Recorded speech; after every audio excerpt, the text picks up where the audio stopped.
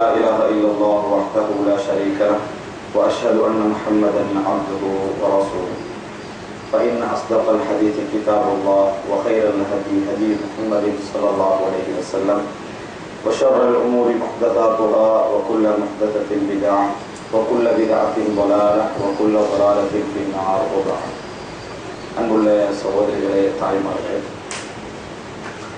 இன்றைக்கு உம்மு சுலைம் ரலியல்லாஹு அன்ஹா அவர்களின் வாழ்க்கை வரலாறு என்கின்ற ஒரு தலைப்பு உங்களுக்கு மத்தியில் பேசுமாறு எனக்கு தரப்பட்டிருக்கிறது. ஆனால் இன்றைய தினம் பேச வேண்டிய சில வேறு முக்கியமான தலைப்புகளும் இந்த இடத்திலே இருந்து கொண்டிருக்கின்றன. இன்ஷா அல்லாஹ் இந்த சம்பவத்தோடு சேர்த்து கலந்து நான் அந்த செய்தியை உங்களுக்கு மத்தியில் சொல்லலாம் என்று நினைக்கின்றேன். அன்புள்ள சகோதரிகளே, உண்மையில் இந்த சம்பவத்தை பேசுகின்ற பொழுது எங்களுக்கு ஒரு முன்மாதிரியான ஒரு வாழ்க்கை உம்மு சுலைம் ரலியல்லாஹு அன்ஹாவுடைய வாழ்க்கையில் இருப்பதை நாங்கள் பார்க்கிறோம்.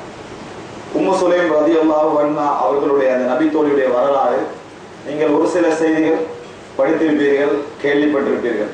ஆனால் அந்த பெண்மணியுடைய வரலாற்றை முழுமையாக அறிந்தவர்கள் குறைவாகத்தான் இருப்பார்கள். உண்மையிலேயே வீரம் என்கின்ற பகுதி பெண்களிடத்தில் காண அரிது. உம்மு சுலைம் ரலியல்லாஹு அன்ஹா அவர்களுடைய வாழ்க்கையில் வீரம் என்கின்ற பகுதியை காணலாம். தர்மம் என்கின்ற பகுதி பெண்களுடைய வாழ்க்கையில் அதிகமாக பெரியவர்களுக்கு அதே போன்று ஏழைகளுக்கு மிக மிக உதவி செய்தவர்கள் என்ற வாழ்க்கையினது காண்றது கரு. சின்ன சின்ன உதவிகள் என்ன செஞ்சிருக்கலாம், செய்திருக்கலாம். அதை உம்மு சுலைம் ரலியல்லாஹு அன்ஹா அவர்களுடைய வாழ்க்கையில் காணலாம். ஒரு குழந்தை வளர்ப்பு, ஒரு பிள்ளையை எப்படி வளர்க்க வேண்டும் என்பதற்கு முன்மாதிரியான வாழ்க்கையை உம்மு சுலைம் ரலியல்லாஹு அன்ஹா அவருடைய வாழ்க்கையில் காணலாம். கணவனோடு நடந்து கொள்கின்ற முறையை எடுத்துக்கொண்டீங்கன்னு சொன்னால் அதற்கும் உம்மு சுலைம் ரலியல்லாஹு அன்ஹுடைய வாழ்க்கை ஒரு பெரிய ஒரு முன்மாதிரியாக இருப்பதை நீங்கள் காணலாம். நபி என்ற அடிப்படையில் நபியை அனுசரித்த விஷயங்கள் இருக்கின்றனவே, அதை எடுத்து பார்த்தீங்கன்னு சொன்னால் அந்த வகையில் என்ன செய்யலாம், அவர் முன்மாதிரியாக இருப்பதை நீங்கள் காணலாம். இன்னொரு வகையில் சொல்வதுன்னா அவருடைய குடும்பம். உம்மு சுலைம் ரலியல்லாஹு அன்ஹாவுடைய குடும்பத்தை நீங்க எடுத்தீங்கன்னு சொன்னால் உம்மு சுலைம் ரலியல்லாஹு அன்ஹாவுக்கு உம்மு ஹராம் அப்படின்னு சொல்லக்கூடிய ஒரு சகோதரி இருந்தார். உம்மு ஹராம் என்று சொல்லக்கூடிய ஒரு சகோதரிய உம்மு சுலைம் ரலியல்லாஹு அன்ஹாவுக்கு இருந்தார். இன்னும் சொல்றேன்னு சொன்னால் ஹராம் என்று சொல்லக்கூடிய ஒரு சகோதரி, ஹராம் என்றால் சங்கை, தடுக்கப்பட்டது அப்படின்னு அர்த்தம். ஹராம் என்று சொல்லக்கூடிய ஒரு சகோதரர் என்ன செய்யறார், இந்த உம்மு சுலைம் ரலியல்லாஹு அன்ஹா அவளுக்கு இருந்த பார்க்கிறோம். அனஸ் ரலியல்லாஹு அன்ஹு அவருடைய தாயார் யாரு, உம்மு சுலைம். அனஸ் நாங்க கேள்விப்பட்டிருக்கிறோம், அவருடைய தாயார் தான் உம்மு சுலைம். திருமண வாழ்க்கை எடுத்துக்கொண்டு சொன்னால் திருமணம் என்கின்ற அம்சத்துக்கு ஒரு நல்ல முன்மாதிரி உம்மு சுலைம் ரலியல்லாஹுடைய வாழ்க்கையில காணலாம். அதனால ஒரு இது இந்த தலைப்பு ஆண்களுக்கு மத்தியிலும் எடுக்க முடிந்த ஒரு தலைப்பு. ஒரு பெண்மணியுடைய முன்மாதிரமாக அல்லாஹ் தஆலா குர்ஆன்ல என்ன சொல்றான், மூமின்களுக்கு உதாரணமாக பெண்களை தான் என்ன செய்யறான், ரெண்டு பெண்களை அல்லாஹ் உதாரணம் காட்டுகிறான். அப்படிப்பட்ட உதாரணம் காட்ட முடிந்த ஒரு பெண்களில் ஒருவர் தான் இந்த உம்மு சுலைம் ரலியல்லாஹு அன்ஹா.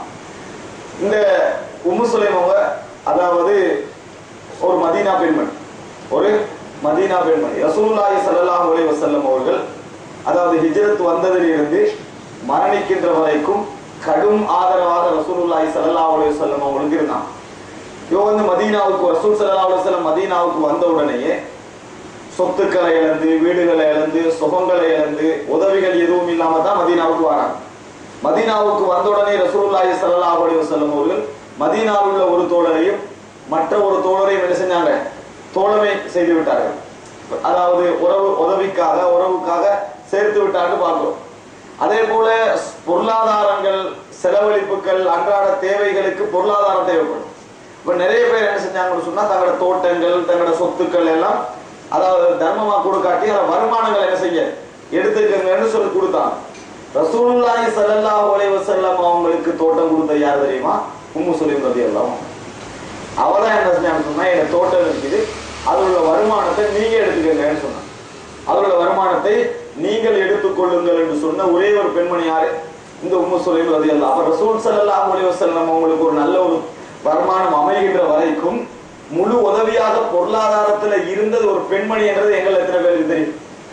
முழு உதவியாக பொருளாதார விஷயத்துல நீங்க இதுல வருமானத்தை என்ன செய்ய எடுத்துக்கங்க சொல்லி ஒரு தோட்டத்தை கொடுத்தாங்கத்தை பார்க்கணும். இத்தனைக்கும் அவ ஒரு விதவை.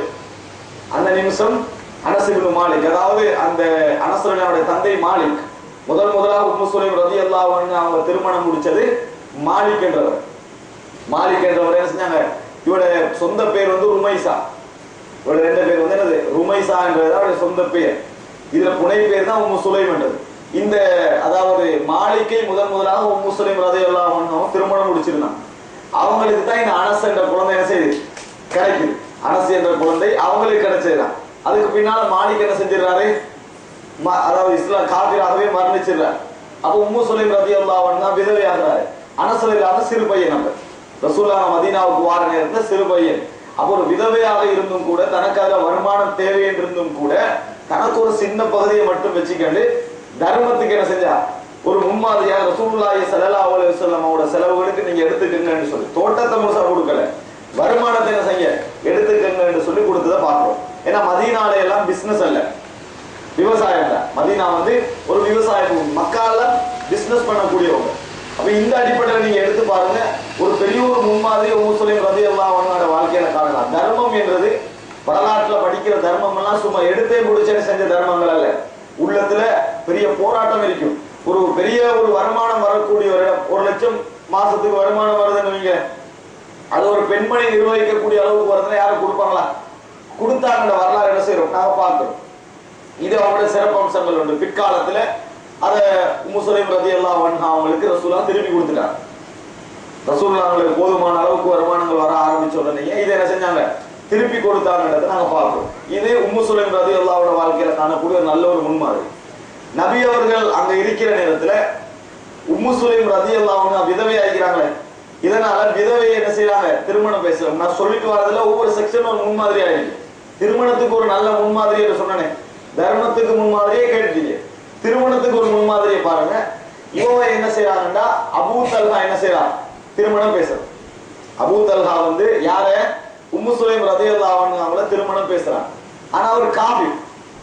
அபூ தல்ஹா வந்து என்ன, காபிர் ஆகிறார். திருமணம் பேசின உடனேயே உம்மு சுலைம் ரலியல்லாஹு அன்ஹாவுடைய பதில பாருங்க. அதாவது வமா மித்லுக துரத்து, அதாவது அபூ தல்ஹாவே நேரடியா சொல்றான், நேரடியா கேட்கிறான், நீங்க திருமணம் முடிச்சுக்கிறீங்கன்னு கேட்கிறான். அப்ப இவ பதில் சொல்றா, அதாவது அபூ தல்ஹாவே வமா மித்லுக துரத்து, உங்களை போன்ற இடத்தில் இருக்கின்றவர்கள் யார் எந்த பெண்களும் திருமணம் முடிக்க வானான்னு என்ன செய்ய மாட்டாங்க, சொல்ல மாட்டார்கள். உங்களை நீங்க திருமணம் முடிக்கிற நிலைமையில உள்ள ஒரு ஆண் தான், உங்களை போன்றவங்களை யாரும் வானான்னு சொல்ல மாட்டாங்க. வலாகின்னக இம்ரஉன் காஃபிர் வ அன இம்ரஅத்துன் முஸ்லிமா, ஆனா நீங்க காபிரான ஒரு மனிதர், நான் ஒரு முஸ்லிமான ஒரு பெண்மணி.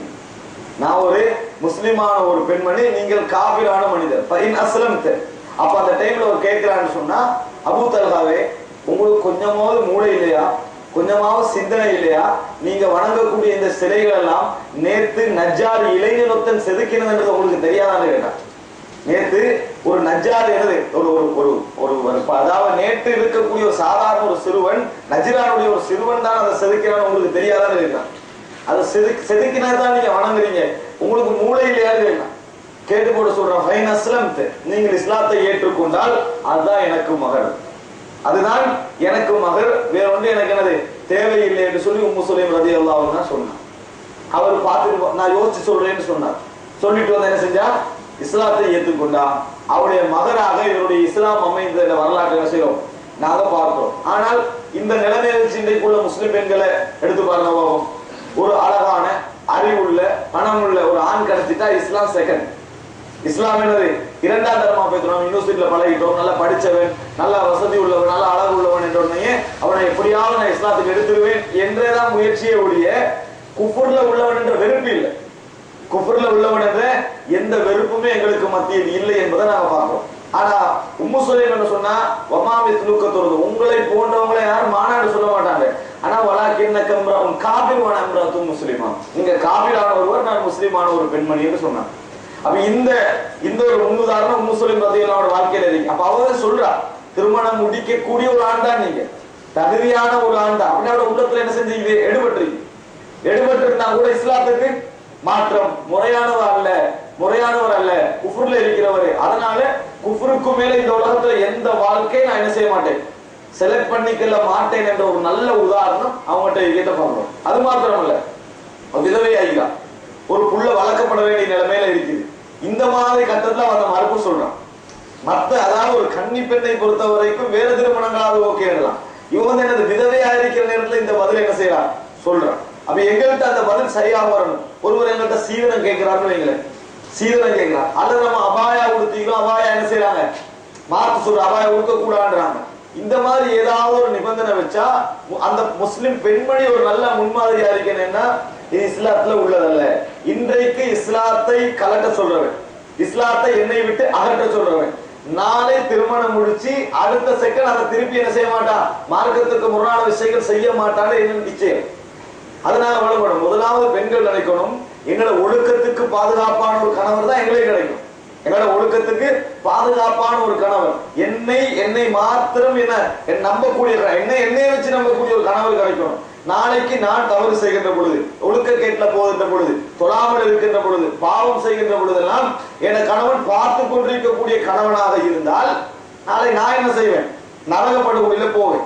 ஆனா என்னையோடு அப்படி செய்யாத இப்படி செய்யாத என்று சொல்லி என மார்க்கத்துக்காக என்னை பிடிக்கக்கூடிய ஒரு கணவர் தான் என்ன செய்யணும். எனக்கு தேவையான எந்த பெண்மணி முடிவெடுக்கிறாவோ அந்த பெண்மணி தான் எனது. அதனாலதான் இமாம் ஹசனுல் பஸரி என்ற ஒரு அறிஞர் சொல்றாரு, அதாவது உன மகளை நீ திருமணம் முடிச்சு கொடுக்கிற நேரத்துல மார்க்கப்பட்டுள்ளவனா என்று மாற்றம் திருமணம் முடிச்சு கொடு. மார்க்கப்பட்டிருக்குதா என்னத்தை மாத்திரம் என்னது பார்த்து திருமணம் முடிச்சு கொடு. காரணம் அவன் வந்து நீ முடிச்சு கொடுக்கிற பெண்ணை பிடிக்கலை என்று, பிடிச்சா நல்லா வாழ்ந்து கொள்வான், பிடிக்கலைன்னா அநியாயம் செய்ய மாட்டான். பிடிக்கல என்ன செய்ய மாட்டான், அநியாயம் செய்ய. பிடிக்கல ஆனா அநியாயம் செய்ய மாட்டான். பிடிக்க அல்லாஹ்வை பயந்தவன், மார்க்கத்தோடு உள்ளவன். பிடிக்காம இருக்கிறதெல்லாம் வந்து அதுக்கு ரீசன் சொல்ல இயலாது. மார்க்கம் இருந்தும் பிடிக்காம இருக்கும், மார்க்கம் இல்லாட்டியும் பிடிக்கும். அப்படியான கட்டங்கள் வரும். திருமணம் முடிச்சு வாழ்ற நேரத்துல கணவன் நல்லவனா இருந்தா பிடிக்காட்டி என்ன நினைப்பா, இது அல்லாஹ்வுடைய ஏற்பாடு, அல்லாஹ்வுடைய கதிர், நான் இப்படித்தான் வாழணும், நான் இதுக்கு மாத்தமா எதுவும் செய்யலாது, அநியாயம் செஞ்சா நாளை மறுமையில் எனக்கு என்னது பெரிய தண்டனை கிடைக்கும் என்று நினைச்சு என்ன செய்வான், அவனோட வாழ்க்கையை கொண்டு போய் கொண்டிருப்பான். மார்க்க பற்று இல்லாதவன் கொலை செய்யவும் பார்ப்பான், விளங்கிட்டா நோயினப்படுத்த பார்ப்பான், அநியாயம் செய்ய பார்ப்பான். இந்த புதுசா என்ன நடந்தது, மனைவியையும் ஒரு மகளையும் என்ன நெருப்பு வச்சு கொண்டாயினா இல்லையா இலங்கையில. அப்ப என்ன காரணம், அந்த அந்த அந்த அந்த சிந்தனை வரலன்னு வைங்களே, அதை செய்வா. சீதனம் கேட்டு புள்ளையை காட்டி கொள்றவங்க இல்லையா, நீங்க நினைக்கிறீங்க அப்படி வர மனுஷன் வந்து புள்ளைய கையில எடுத்து சீதனம் கேட்கிற நேரத்துல கொலை செய்யும் நினைக்கிறது இல்லை. ஆனா கொலை செய்வேன் என்ற கொலை பக்கத்துல மனைவி அதை கணக்கெடுக்காம இருந்தவங்களே கொலை செஞ்சு விடணும் என்னத்தை செய்தா என்ன செய்வான், அந்த நிமிஷத்துக்கு போடுவான். போட்டு தவறு செய்யக்கூடிய ஒரு நிலைமை நாங்க வரக்கூடாது. நாங்க ஆரம்ப கட்டமாகவே மார்க்கப்பட்டுள்ளவனே நம்ம செலக்ட் பண்ணோம். மார்க்கப்பட்டுள்ள மத்தபடி சீதனம் கேட்கிறான்னா எனக்கு வானம், சீதனம் கேட்டு இல்லை இல்லைன்னு புற வானாண்டாலும் வானான்றோம், எனக்கு அது வானம். காரணம் நாளைக்கு வந்து நான் என்ன செய்ய வேண்டி வரும், கஷ்டத்துல விழ வேண்டி வரும். என்கிட்ட எங்க தந்தையுடைய சீதனத்தை கேட்கிறவன் நாளைக்கு என் தந்தையை பார்க்க மாட்டான். திருமணம் முடிச்ச என் தந்தை ஒரு மருந்துக்கு நான் 2000 ரூபாய் கேட்டா தர மாட்டான். என் உமா சுகம் இல்லாம இருக்க கூட நான் ஒரு ஹெல்ப் கேட்டா தர மாட்டான். காரணம் அவன் என் ஃபேமிலியிலேருந்து அந்த சல்லியை எடுக்கிறான். அப்படி உள்ளவன் நாளைக்கு அதுல இறக்க உள்ளவனா இருக்க மாட்டான். ஒரு முன்மாதிரி எடுக்கிற வாழ்க்கை யார்கிட்ட இருக்குது, இந்த உம்மு சுலைம் ரலியல்லாஹு அன்ஹா வாழ்க்கை. அதான் நபித்தோழர்கள் எல்லோரும் பேசிக்கொண்டார்கள், இதை போன்ற ஒரு மகரை யாரும் கொடுக்கவில்லை, இப்படி ஒரு மகரை யாரும் என்ன செய்யல கொடுக்கவில்லை. இந்த மகரை வந்து இது போன்ற ஒரு மகரை இந்த மாதிரி விட்டு கொடுத்த ஒரு சிறந்த ஒரு மகராக விட மகர் தான் என்ன செஞ்சது அமைந்தது. இந்த காலத்துல நீங்க யோசிக்க கூட அது சிம்பிளா இருக்கும். ஏன் இன்னைக்கு மகர் வாங்குறதுக்கு சீதனம் கொடுக்க அமைக்கிறது பெரிய விஷயமே. ஆனால் அன்னைக்கு அது ஏன் பேர் சொல்லுங்க, ஒரு தோட்டம் வாங்கலாம். இவர் விருப்பத்தோட இருக்கிறாரு, இவர் முடிக்கணும் விருப்பத்தோட இருக்கிறாரு. அவன் என்ன செய்யலாம், நீங்க இஸ்லாத்துக்கு வாங்கன்னு சொல்லிட்டு மகளா என்ன செய்ய 2 தோட்டம் தாங்கன்னு என்ன செய்யலாம் கேட்கலாம். விருப்பத்தோட இருக்கிறார், அவன் கொடுப்பான். பெருமதி இந்த நிமிஷம் 2 கோடி எடுக்கலாம் இருக்கக்கூட அதை வானான்றது பெருசா இல்லையா, இந்த நிமிடம் எனக்கு 1 கோடி மகனா எடுக்கலாம்னு கூட நான் அதை வானான்னு சொல்றேன், பெருசா இல்லையான்னு இல்லை. அதனாலதான் அவங்க சிறந்த ஒரு பெண்ணாக என்ன செஞ்சாங்க, உம்மு சுலைம் அதையெல்லாம் அவ்வளவு மதிச்சாங்க. இது 2வது அம்சம். 3வது அந்த குடும்பத்துல நீங்க எடுத்து பார்க்கணும், எல்லாருமே மார்க்கத்துக்காக தியாகம் செய்தவர்களாக இருந்தார்கள். அதுல ஹராம் என்ற உம்மு சுலைம் ரலியல்லாஹு அன்ஹாவுடைய சகோதரர். இந்த சகோதரர் வந்து ஒரு இளைஞர். இவர் என்ன செய்யறான்னு சொன்னால் பள்ளியில தங்கியிருப்பாங்க. ஒரு குறிப்பிட்ட இளைஞர்கள் பள்ளியில இருப்பாங்க. ரசூல் ஸல்லல்லாஹு அலைஹி வஸல்லம் அவங்க அதாவது ஒரு முறை பிரச்சாரம் செய்வதற்காக இந்த 70 பேரை அனுப்பினாங்க. ஒரு முறை அநியாயம் செஞ்சனால குழு தோயினாங்க செய்தியை பார்க்கிறோமே, அப்ப அனுப்பினாங்க. அந்த அனுப்பின 70 பேர் யாரு, கானு யக்ரஊனல் குர்ஆன், குர்ஆனை படிப்பவர்களாக இருந்தார்கள். வயததாரஸூன பில்லைல் வயதஅல்லமூன், இரவுல படிப்பாங்க, ஒருவருக்கு ஒருவர் படிப்பித்துக் கொள்வார்கள்.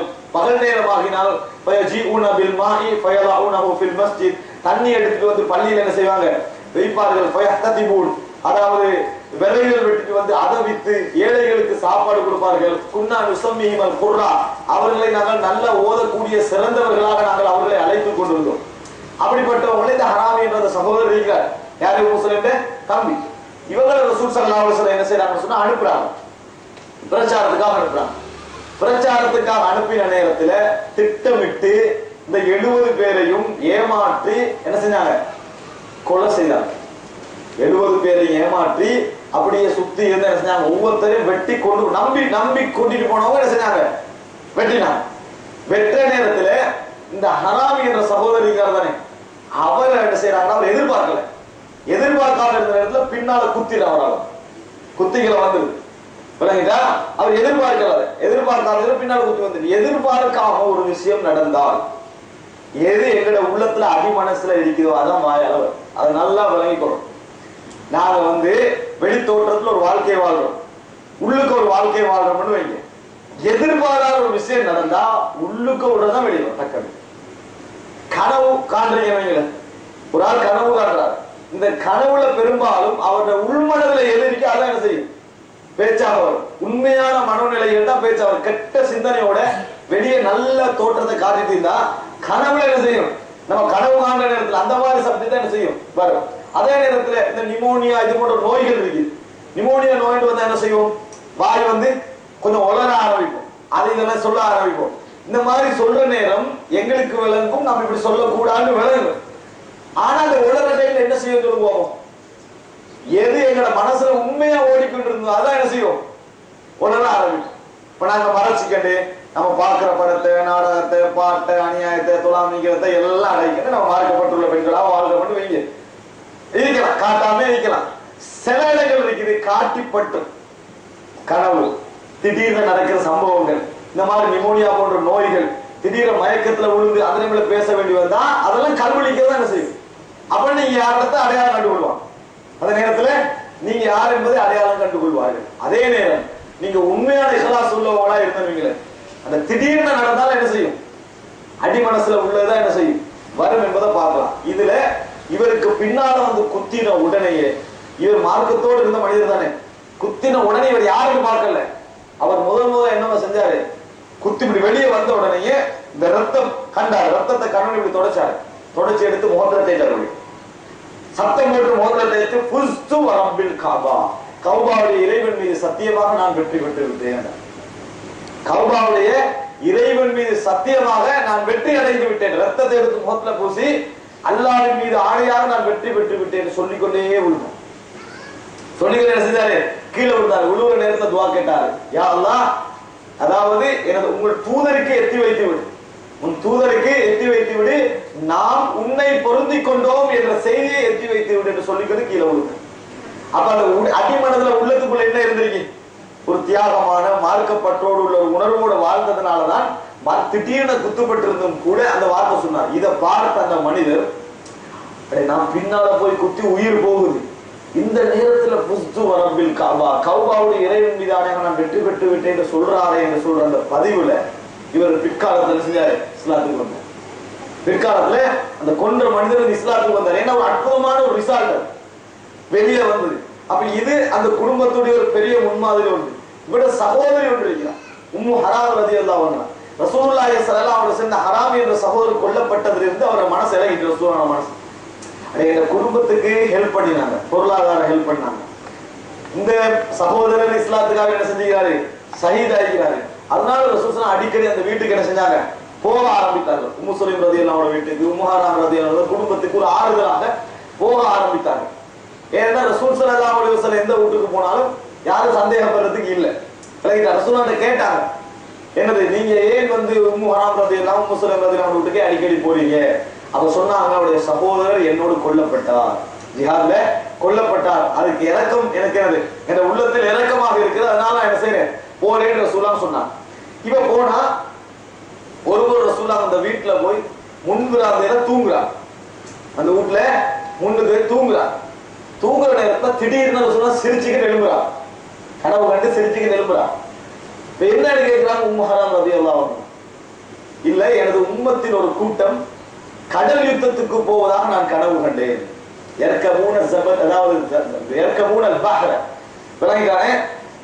கடல் யுத்தத்துக்கு போற மாதிரி கனவு கண்டேன். உடனே ரசூல் ஸல்லல்லாஹு அலைஹி வஸல்லம் சொல்றாங்க, அப்படி போறவர்களுக்கு அதாவது சொர்க்கம் வாஜிபாகி விட்டது. இந்த கடல் யுத்தத்துக்கு போறாங்களே அவங்களுக்கு சொர்க்கம் வாஜிபாகி விட்டது என்று சொன்ன உடனே உம்மு ஹராம் ரலியல்லாஹு அன்ஹா கேட்ட முதல் கேள்வி என்ன தெரியுமா?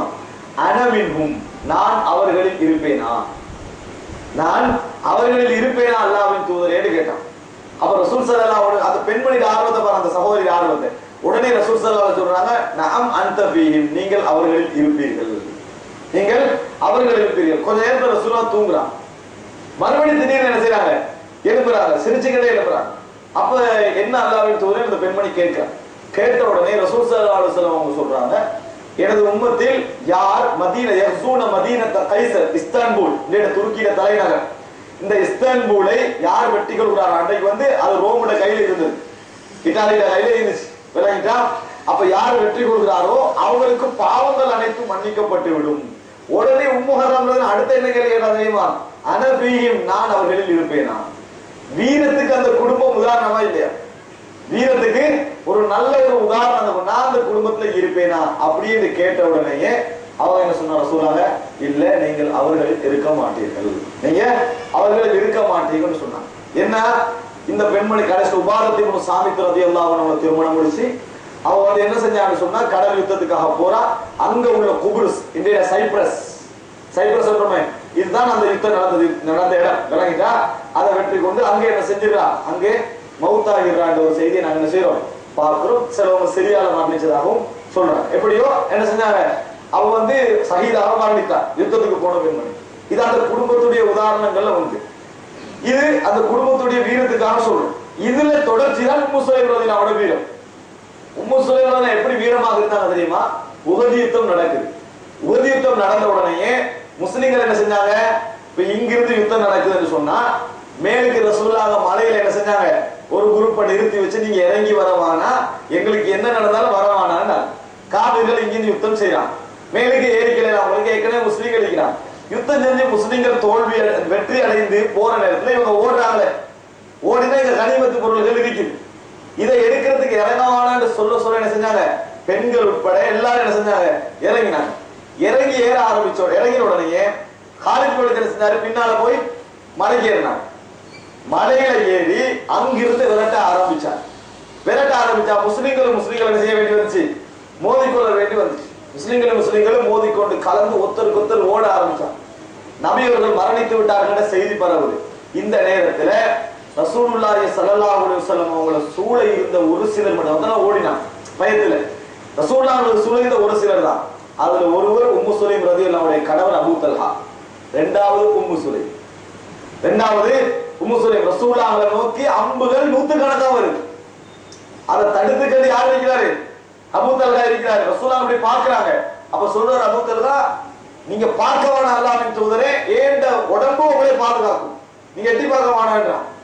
அப்படி ஒரு கடுமையான ஒரு உதவி செஞ்ச ஒரு பெண்மணி தான் இந்த உம்மு சுலைம் ரலியல்லாஹு அன்ஹா. அது மாத்திரமல்ல, ஹுனைன் யுத்தத்துல அந்த ஆரம்பமா இஸ்லாத்துக்கு கேட்டவங்க எல்லாம் ஓடினாங்க. ரசூலுல்லாஹி ஸல்லல்லாஹு அலைஹி வஸல்லம் கிட்ட ரசூலுல்லாஹ் என்னது அபூ தல்ஹா சொல்றாரு, உம்மு சுலைம் பாத்தீங்களா, உம்மு சுலைமுடைய கையில ஒரு ஹிஞ்சர் இருக்குது, கத்தி வச்சுக்கிறான். உம்மு சுலைம் ரலியல்லாஹு அன்ஹா ரெண்டு புறமும் குர்ஆனை கத்தி வச்சுக்கிறான். வச்ச உடனே பார்க்கலையா நீங்க, உடனே ரசூல் ஸல்லல்லாஹு கூப்பிட்டு என்ன கத்தின்னு கேட்கிறாங்க. எதிரிகளுடைய யாராவது என்னை நெருங்கினா நான் என்ன செஞ்சிருவேன், நான் என்னை பாதுகாத்துக் கொள்வேன், என்னை நெருங்கினால் நான் என்னை பாதுகாத்துக் கொள்வேன், அதுக்கு தான் இதை வச்சுக்கிறேன் சொல்லிட்டு சொல்றா. அல்லாஹ்வின் தூதரே, இந்த தப்பி ஓடினாங்களே எங்களை விட்டு ஜிஹாதுல இருந்து, இவர்களை நீங்க கொல்லணும் என்றார் உம்மு சுலைம் ரலியல்லாஹு அன்ஹா. அப்ப ரசூல் ஸல்லல்லாஹு சிரித்தார்கள். சிரித்து விட்டு சொன்னார்கள், உம்மு சுலைமே, அல்லாஹ் தஆலா அந்த வேலையை விட்டு எங்களை போதுமாக்கி விட்டான், அது எங்களுக்கு என்னது தேவையில்லாத அளவுக்கு அல்லாஹ் எங்களுக்கு வெற்றியை தந்து விட்டான்.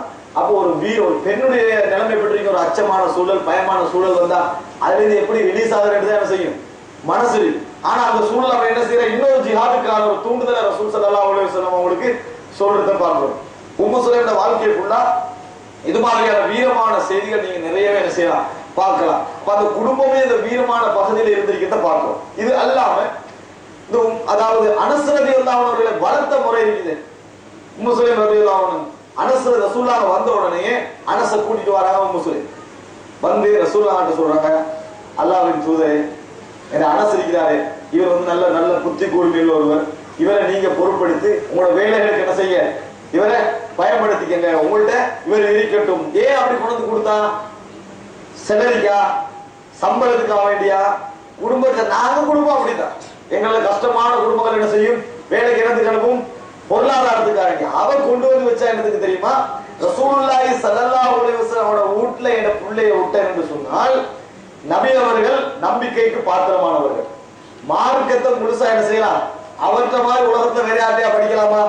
படிக்கலாம். வகை நேரடியாக இருக்கக்கூடிய ஒரு மனிதர் அந்த குடும்பத்துல ஏண்ட புள்ள வளர்ந்து என்று சொன்னா நல்ல முறையில் என்ன செய்யும், அந்த புள்ள வளரும் என்பதற்காக கொண்டு வந்து விட்டாங்க. விட்டதுனால எதிர்காலத்துல கூடுதலான ஹதீஸ் அறிவிச்ச சகோதரர் நபித்தோழர்கள்ல அனஸ் ரலியல்லாஹு வரும். அவன் தாயுடைய சரியான கவனத்தை பாருங்க, சரியான டைம்ல சரியான வேலையை செஞ்சா யாரு? உம்மு சுலைம் ரலியல்லாஹு அன்ஹா. ஏண்ட புள்ளைய வச்சுக்கங்க, யஹ்துமுக, உங்களுக்கு என்னது எல்லா இடத்துலயும் அவரிட சேவை செய்வாரு, சேவை செஞ்சா படிச்சு கொள்ள எதிர்பார்ப்பு தான், நல்ல பிள்ளையா வளரும் எதிர்பார்ப்பு தான். ரசூல் ஸல்லல்லாஹு அலைஹி வஸல்லம் எப்படிப்பட்ட ஆசிரியராக இருந்தாங்க? நான் நபியவர்களை போன்ற ஒருவரை பார்க்கவில்லை, நான் ஒன்றை செய்யவில்லை என்றால் ஏன் செய்யவில்லை என்றோ, செய்தால் ஏன் இப்படி செய்தா என்றோ நபியவர்கள் என்ன செய்யல, கேட்கவில்லை அர்த்தம். அப்படின்னா அர்த்தம் இவர் நல்ல முறையில நடந்துக்கிறாரு, ரசூல் ஸல்லல்லாஹு அலைஹி வஸல்லம் நல்ல முறையில் நடந்துக்கிறார். அந்த வீட்டில நபி அவர்களுடைய ஃபேமிலி சகோதரர் ஒருவராகத்தான் என்ன செஞ்சாரு, அனஸ் ரலியல்லாஹு வளர்ந்தாங்க. அது மாத்திரமல்ல, சிலர் வந்து ஸ்கூல்ல கொண்டு போய் பிள்ளை விட்டுருவாங்க படிக்கிறதுக்கு, ஆனா படிப்பித்தலுக்கு இவருக்கு எந்த பங்கும் இருக்காது. யாருக்கு? தாய்க்கு தந்தைக்கும் பங்கு இருக்காது. ஹோம்ஒர்க் செஞ்சியா ஒரு கேள்வி, ஸ்கூல் போனியா ஒரு கேள்வி, டியூஷன் போனியா ஒரு கேள்வி, அவ்வளவுதான். மத்த எல்லாம் இல்ல, மத்த அங்க நடந்துக்கிட்டு அவ்வளவுதான். இவங்களே பங்கு எனக்கு இருக்கிற வேலைக்கு இது பார்க்கணுமா, இதான் எங்களை தரபியா. ஆனா வேற வேலையெல்லாம் பார்க்கிறாங்க, நல்லா விளங்கிட்டா. இது மட்டும் என்ன செய்யலாம், எனக்கு இருக்கிற வேலைக்கு பார்க்கலாதுன்னு விட்டுறாங்க. ஆனால் ஒரு முறை அனஸ் ரலியல்லாஹு அன்ஹு ஒரு வேலைக்கு ரசூலுல்லாஹ் அனுப்பிட்டு ரோட்ல வெயிட் பண்ணி நிக்கிறான். அனஸ் ரலியல்லாஹு வரகாட்டு லேட் ஆகி அனஸ் ரலியல்லாஹு வீட்டுக்கு போறாங்க. உம்மு சுலைம் வீட்டுக்கு அப்ப கேக்குறாங்க, உம்மு சுலைம் ஏன் லேட் ஆகினீங்க மகனே, வரதுக்கு ஏன் லேட் ஆகினீங்க? ரசூல் ஸல்லல்லாஹு அலைஹி வஸல்லம் ஒரு வேலையாக அனுப்பினாரு, ஒரு வேலையாக அனுப்பினாரு. அது என்ன வேலை அப்படின்னா, ரகசியம் சொல்லவானாங்க ரசூலுல்லாஹ், ரகசியம் சொல்லவானாங்க. உடனே உம்மு சுலைம் சொன்னாரு, அப்படியா, ரசூலுல்லாஹ்வுடைய ரகசியத்தை யாருக்கும் சொல்ல வேண்டாம், நபியர்களுடைய ரகசியத்தை யாருக்கும் சொல்ல வேண்டாம். யார் எந்த தாயாவை கை தூக்கணுமா, நான் நிச்சயமா என் மகன் ரகசியம் ஒன்று என்று சொல்லிட்டு சொல்லாம இருந்தா பொறுப்பேண்டு, உனக்கு உம்மாவை விட மத்தவன் பெருசா பேத்தான்னு தான் என்ன செய்யும் முதல் கேள்வி வறுமை ஒழிய மத்தபடி எதுவும் வராது. ஆனா உம்மு சுலைம் என்ன சொல்றா, ரசூலுல்லாஹி ஸல்லல்லாஹு அலைஹி வஸல்லம் அவருடைய ரகசியமா சொல்ல வேண்டாம். தன் தாய் அந்த மகன் தனக்கு ஒரு ரகசியத்தை அவரது ஆசிரியர் மறைக்க சொல்லி இருப்பதாக சொல்றா. தாய் பயிற்சி கொடுக்கிறார், எதுக்கு? ரகசியத்தை வெளிப்படுத்தாத, என்னையா இருந்தாலும் சொல்லாத, அதான் உனக்கு நல்லது என்கின்ற மனப்பயிற்சி என்ன செய்யறா. நீங்க கேட்கல, அந்த பிள்ளை உள்ளத்துல என்ன வளரும், என் தாய் தான் கூட கேட்கல அப்படின்னு சொல்லக்கூடாது, ஒரு விஷயம் செய்யக்கூடாது, சொல்லக்கூடாது. இல்லைன்னு என்ன நினைக்கும், தாய் மாதிரி ஆகிட்ட சொல்லலாம், தந்தை மாதிரி ஆகிட்ட ரகசியத்தை சொல்லிடலாம். தர்பியா என்ன செஞ்சிடும், அந்த பிள்ளைக்கு வளரும். ஒவ்வொரு தந்தையும் தாயும் தந்த பிள்ளைக்கு தர்பியா கொடுக்குறாங்க. மகன் இங்க வாங்கன்னு கூப்பிடுறது, உங்களுக்கு நீங்க கேட்டதை தாரேன்னு கூப்பிடுறது, வந்த உடனே உனக்கு போவானான்னு சொல்ல சொல்ல போறியான்னு முடிச்சது அடிக்கிறது. அடிச்ச உடனே மகன் என்ன வளர்க்கிறான், ஏமாத்துறீங்களா, அது அவன் யோசிக்க மாட்டான், இயற்கையில படும். ஏமாத்துறீங்கன்னு பதிஞ்சிருந்தானே, நாளைக்கு நீங்க கூப்பிடுவீங்க, அவன் என்ன செய்வான், வரமாட்டான். வரமாட்டான்றதுல முக்கியம், நல்லவர்களை நம்ப மாட்டான், அதான் முக்கியம். நீங்க கொடுத்த தர்பியா நல்லவர்களை நம்பாதே, அதான் நீங்க கொடுத்த தர்பியா. ஏமாத்துறவங்களை நம்பு, அதான் நீங்க கொடுத்த தர்பியா. அந்த பிள்ளைக்கு என்ன செய்யுது, பெரிய வயது வரைக்கும் மாறி வருது. ஆனா உம்மு சுலைம் ரலியல்லாஹு அன்ஹா வாழ்க்கையில இப்படி ஒரு நல்ல ஒரு அழகான ஒரு சம்பவத்தை நாங்க என்ன செய்யறோம் பார்க்கிறோம். இது அல்லாமல் கணவனுக்கு மார்க்க ரீதியாக உதவி செய்வது, கணவனுக்கு மார்க்க ரீதியாக உதவி செய்வதில் அந்த பெண்மணி இருந்த ஹெல்ப் எப்படி தெரியுமா? ஒரு முறை ஒரு யுத்தத்துக்கு பேத்துட்டு திரும்பி வாராங்க, ஒரு யுத்தத்துக்கு பேத்துட்டு திரும்பி வாராங்க ரசூல் ஸல்லல்லாஹு அலைஹி வஸல்லம் படைகளோட. திரும்பி வார நேரத்துல ஒரு இடத்துல வச்சு ரசூல் ஸல்லல்லாஹு அலைஹி வஸல்லம் டென்ட் அடிக்கிறாங்க மதீனாவுக்கு போறதுக்கு முன். அந்த நேரத்தை வச்சு உம்மு சுலைம் ரலியல்லாஹு அன்ஹா அவர்களுக்கு பிரசவ வேதனை வருது. திருமணம் முடிச்சு முதல் குழந்தை கிடைக்க போகுது. பிரசவ வேதனை வருது. அப்படின்னா இப்ப வந்து பிரசவிக்கிற நேரம் நெருங்கிட்டு பிரசவ வேதம் வந்தோடனே ரசூல் ஸல்லல்லாஹு அலைஹி வஸல்லம் அவங்க டென்டல் ஆயிட்டு போற டைம் போறாங்க. அபூ தல்ஹா கவலை வருது. ரசூலா போயிட்டாங்க. இப்ப யாரோட அந்த நாலு டென்ட் மட்டும் நிக்குது? அபூ தல்ஹாலையும் உம்மு சுலைம் ரலியல்லாஹு டென்ட் பண்ணி நிக்குது. அபூ தல்ஹாக்கு மனசுல கவலைன்னா அப்படி ஒரு கவலை. யா அல்லாஹ், உனக்கு தெரியும் உன்னை நபி எங்கெல்லாம் போவாரோ அங்கெல்லாம் நான் போவேன். அவர் எங்கிருந்து திரும்பி போவாரோ அங்கெல்லாம் நான் திரும்பி போயிருவேன். நபியோர்களோடு மதீனாவை விட்டு வெளியேறுவதையும் நபியோடு மதீனாவுக்குள் உள் நுழைவதையும் தான் நான் விரும்பினேன். ஆனா இப்ப எனக்கு தடுக்கிற மாதிரி ஒரு விஷயம் நடந்துட்டு என்னை குற்றம் பிடிக்காதையாலான்னு அபூ தல்ஹா துவா கேட்டார். உம்மு சுலைம் இதை காதால கேட்டுக்கிட்டான். என்ன சொன்னா தெரியுமா உம்மு சுலைம்? பிரசவ வேதனை ஒண்ணு இல்லையடா, பிரசவ வேதனை விளங்கிட்டா அதை அடக்கி கண்டு ஒண்ணு இல்லையே போமே அபூ தல்ஹான்னு சொன்னாங்க. நாங்க போவோம்னு சொன்னாங்க. அப்ப ஒண்ணு இல்ல போல இருக்குன்னு சொல்லி அபூ தல்ஹா நினைக்கிறாரு. பிரசவ வேதனை அடக்கி கொண்டு உம்மு சுலைம் அபூ தல்ஹாவோடு மதீனாவுக்கு புறப்பட்டார். ஏன் நினைக்கிறீங்களா? என்ன மனநிலை? தன் கணவர் விரும்பின அந்த மார்க்க மனநிலைய ஹெல்ப் ஆகிறதுக்காக வேண்டி தன் பிரசவ வேதனையோடு ஒட்டகத்தை என்ன செய்யறான்? போறான். மதீனாவுக்கு வந்த உடனே புள்ள கிடைக்குது. மதீனாவுக்கு வந்த உடனே என்ன செய்யுது? உம்மு சுலைம் ரலியல்லாஹு அன்ஹாக்கு புள்ள கிடைக்குது. இப்படி ஒரு முன்மாதிரி எங்களை வாழ்க்கையில நம்ம காட்டிக்கிறோம். இப்படி ஒரு முன்மாதிரி, ஒரு மார்க்க ரீதியான ஒரு துணைக்கு, மார்க்க ரீதியான உதவிக்கு நாங்க இப்படி ஒரு முன்மாதிரி காட்டிக்கிறோமா? காட்டவில்லை. எப்படி ஒரு உதவியை நினைச்சு பாருங்க. இந்த மாதிரி ஒரு உதவி, அதாவது பிரசவ வேதனையோட அபூ தல்ஹாவுடைய துஆவை கேட்டுட்டு எனக்கு எதுவுமே இல்லைன்னு உம்மு சுலைம் அப்படி வாரான்னு சொன்னான். அன்புள்ள சகோதரர்களே சகோதரிகளே, அது மாத்திரம் அங்க போய் சேர்ந்த பிறகு நடந்தது தெரியுமா? என்ன செய்யறாங்கன்னா புள்ள கிடைக்குது. கிடைச்ச உடனே உம்மு சுலைம் சொன்னா புள்ளைக்கு வாயில எதுவும் கொடுக்க கூடாது. அனசை புள்ளைய தூக்குங்க, ரசூலுல்லாஹ் கிட்ட போங்க. புள்ளைய எடுத்துக்கிட்டு ரசூலுல்லாஹ் கிட்ட போங்க.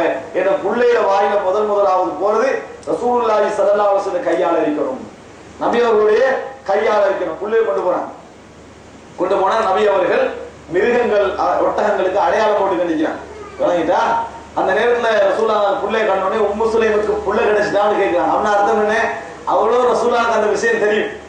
உம்மு சுலைமுக்கு புள்ள கிடைச்சிட்டா அப்படின்னு வச்சுட்டு கிட்ட வந்து புள்ளைய கையில எடுத்து ரசூல் ஸல்லல்லாஹு அலைஹி வஸல்லம் அவர்கள் என்ன செய்தார்கள்? அதாவது ஈத்தப்பழத்தை, அஜ்வா ஈத்தப்பழத்தை எடுத்து அதை நல்லா வென்று அவருடைய சாரை தொண்டையில என்ன செய்யறாங்க? புள்ளைக்கு வச்சுட்டு புள்ள என்ன செய்ய அந்த குசியில நாக்க அப்படி இப்படி அழகழிக்குமே புள்ள. அப்படி கண்டோடனே ரசூல் ஸல்லல்லாஹு அலைஹி வஸல்லம் சொன்னாங்க, அன்சாரிகள் எப்படி ஈச்சப்பழத்தை விரும்புறாங்க பாருங்க. ஈத்தப்பழத்தை அன்சாரிகள் எப்படி விரும்புறாங்கன்னு பாருங்க. ரசூலுல்லாஹி ஸல்லல்லாஹு அலைஹி வஸல்லம் செய்றாங்க. அந்த புள்ள ஈத்தம்பழத்தை சுவைக்கின்ற பொழுது சொன்னார்கள் பார்க்கிறோம். சொல்லிட்டு ரசூல் ஸல்லல்லாஹு அலைஹி வஸல்லம் அவர்கள் அதற்கு முஹம்மது என்று என்ன செய்தார்கள்? பெயர் வைத்தார்கள். முஹம்மது அல்லது அப்துல்லா ரெண்டுடைய என்ற பெயரை என்ன செய்தார்கள்? ரசூலுல்லாஹி ஸல்லல்லாஹு அலைஹி வஸல்லம் வைத்தார்கள் என்ற செய்தியை நாங்க பார்த்தோம். அப்ப இது யாருடைய முன்மாதிரி? ஒரு அழகான ஒரு முன்மாதிரியா இல்லையா? இதுல ஒரு ஒரு கவலையான ஒரு விஷயம் என்னன்னு சொன்னால், இந்த உம்மு சுலைமும் அபூ தல்ஹாவும் இருக்கிற வாழ்க்கையில் அந்த நேரத்துல ஒரு குழந்தை என்ன செய்யுது? இதுக்கு முன்னால கிடைக்குது. கிடைச்ச குழந்தை மரணிக்கு. இந்த குழந்தை இல்ல, இதுக்கு முன்னால கிடைச்ச ஒரு குழந்தை மரணிக்குது. அந்த சம்பவத்தில் உள்ள முன்மாதிரியை பாருங்க. இப்ப இதுல என்ன முன்மாதிரி? கணவனுக்கு மார்க்க உதவிக்கு அவ்வளவு நல்ல ஒரு முன்மாதிரி. இன்னொரு அம்சம் என்ன? அந்த இன்னொரு அழகான ஒரு முன்மாதிரி, அதாவது கணவனை எப்படி டீல் பண்றது, ஹேண்டில் பண்றது, நடந்து கொள்கிற விஷயத்தில் உள்ள முன்மாதிரி. இதான் மிக முக்கியமான விஷயம். பெண்களோட துருவம் இரக்கம், ஆண்களோட துருவம் கோபம். வணங்கிட்டா? இது ரெண்டையும் அவரவர்கள் அந்தந்த இடத்துல புரிஞ்சு நிர்வகிக்கலன்னு வைக்கல, குடும்பம் என்ன செய்யும்? பிரச்சனை தான் போய்க்கணும். புரிந்துணர்வு நிறைய இருக்கும். அந்த குழந்தை நோய்வாய்ப்பட்டு இருக்கு. அபூ தல்ஹா ஒரு வேலையா வெளியே போறாரு. இரவு வீட்டுக்கு என்ன செய்யறாரு? வாராரு. வந்த நேரத்துல வருகின்ற பொழுது குழந்தை என்ன செஞ்சுட்டு மௌத்தாயிடுச்சு. குழந்தை மௌத்தாயிட்டு. குழந்தை மௌத்தாகின உடனேயே உம்மு சுலைம் ரலியல்லாஹு யோசிக்கிறாங்க, நிச்சயமா அபூ தல்ஹா கவலைப்படுவார், நிச்சயமா அபூ தல்ஹா வேதனைப்படுவார். இந்த செய்தியை எப்படி அவருக்கு சொல்றது யோசிச்சுட்டு குழந்தைய என்னது அது இருக்கிற மாதிரி அழகா வச்சுட்டு அபூ தல்ஹா வந்த நேரத்தில் அவருக்கு உணவு கொடுத்து அன்றைய இரவு குடும்ப வாழ்க்கையிலும் ஈடுபட்டுட்டு சுபஹ் தொழுது முடிஞ்ச பின்னால ஒரு பெண்ணால கஷ்டமான ஒரு விஷயம் தான். ஒரு பெண்ணோட மனநிலையில ஒரு குழந்தை அந்த நிலையில இருக்கக்குள்ள தன் வாழ்க்கையில அப்படியெல்லாம் என்னது அது அவர் குடும்ப வாழ்க்கையெல்லாம் ஒரு மிக கஷ்டமான ஒரு விஷயம் இருந்தும் கூட அந்த அபூ தல்ஹாவுடைய மனநிலை அப்படியே என்ன செய்யறா? மெயின்டைன் பண்றா. சுபஹ் தொழுது முடிஞ்ச பின்னால அபூ தல்ஹா கூப்பிட்டு சொல்றாங்க, அபூ தல்ஹாவே, ஒருவர் ஒரு பொருளை எங்களுக்கு கையில தந்து அவர் திருப்பி கேட்டால் எங்கட கடமை என்ன? கொடுக்காம இருக்கலாமா? கொடுக்கத்தானே வேணும், கட்டாயம் கொடுக்கணும். அல்லாஹ் தஆலா எங்களுக்கு தந்த குழந்தைய என்ன செஞ்சுட்டா? திருப்பி எடுத்துட்டான் விஷயத்த சொல்றான். சொன்ன உடனேயே அபூ தல்ஹா கடுமையா கோபப்படுற. மனிதரை இயல்பான இந்த பகுதியை சொல்ல மாட்டாங்க. அபூ தல்ஹா என்ன செய்யறாரு? கடுமையா கோபப்பட்டாரு. குழந்தை மௌத்து, இத சொல்லாம என்னை சாப்பிடவும் வச்சு என்ன குடும்ப வாழ்க்கையில ஈடுபட்டீங்களா என்று சொல்லி கோவிச்சுக்கிட்டு நேர ரசூலுல்லாஹி ஸல்லல்லாஹு அலைஹி வஸல்லம் என்ன செய்யறாங்க? அபூ தல்ஹா போறாங்க.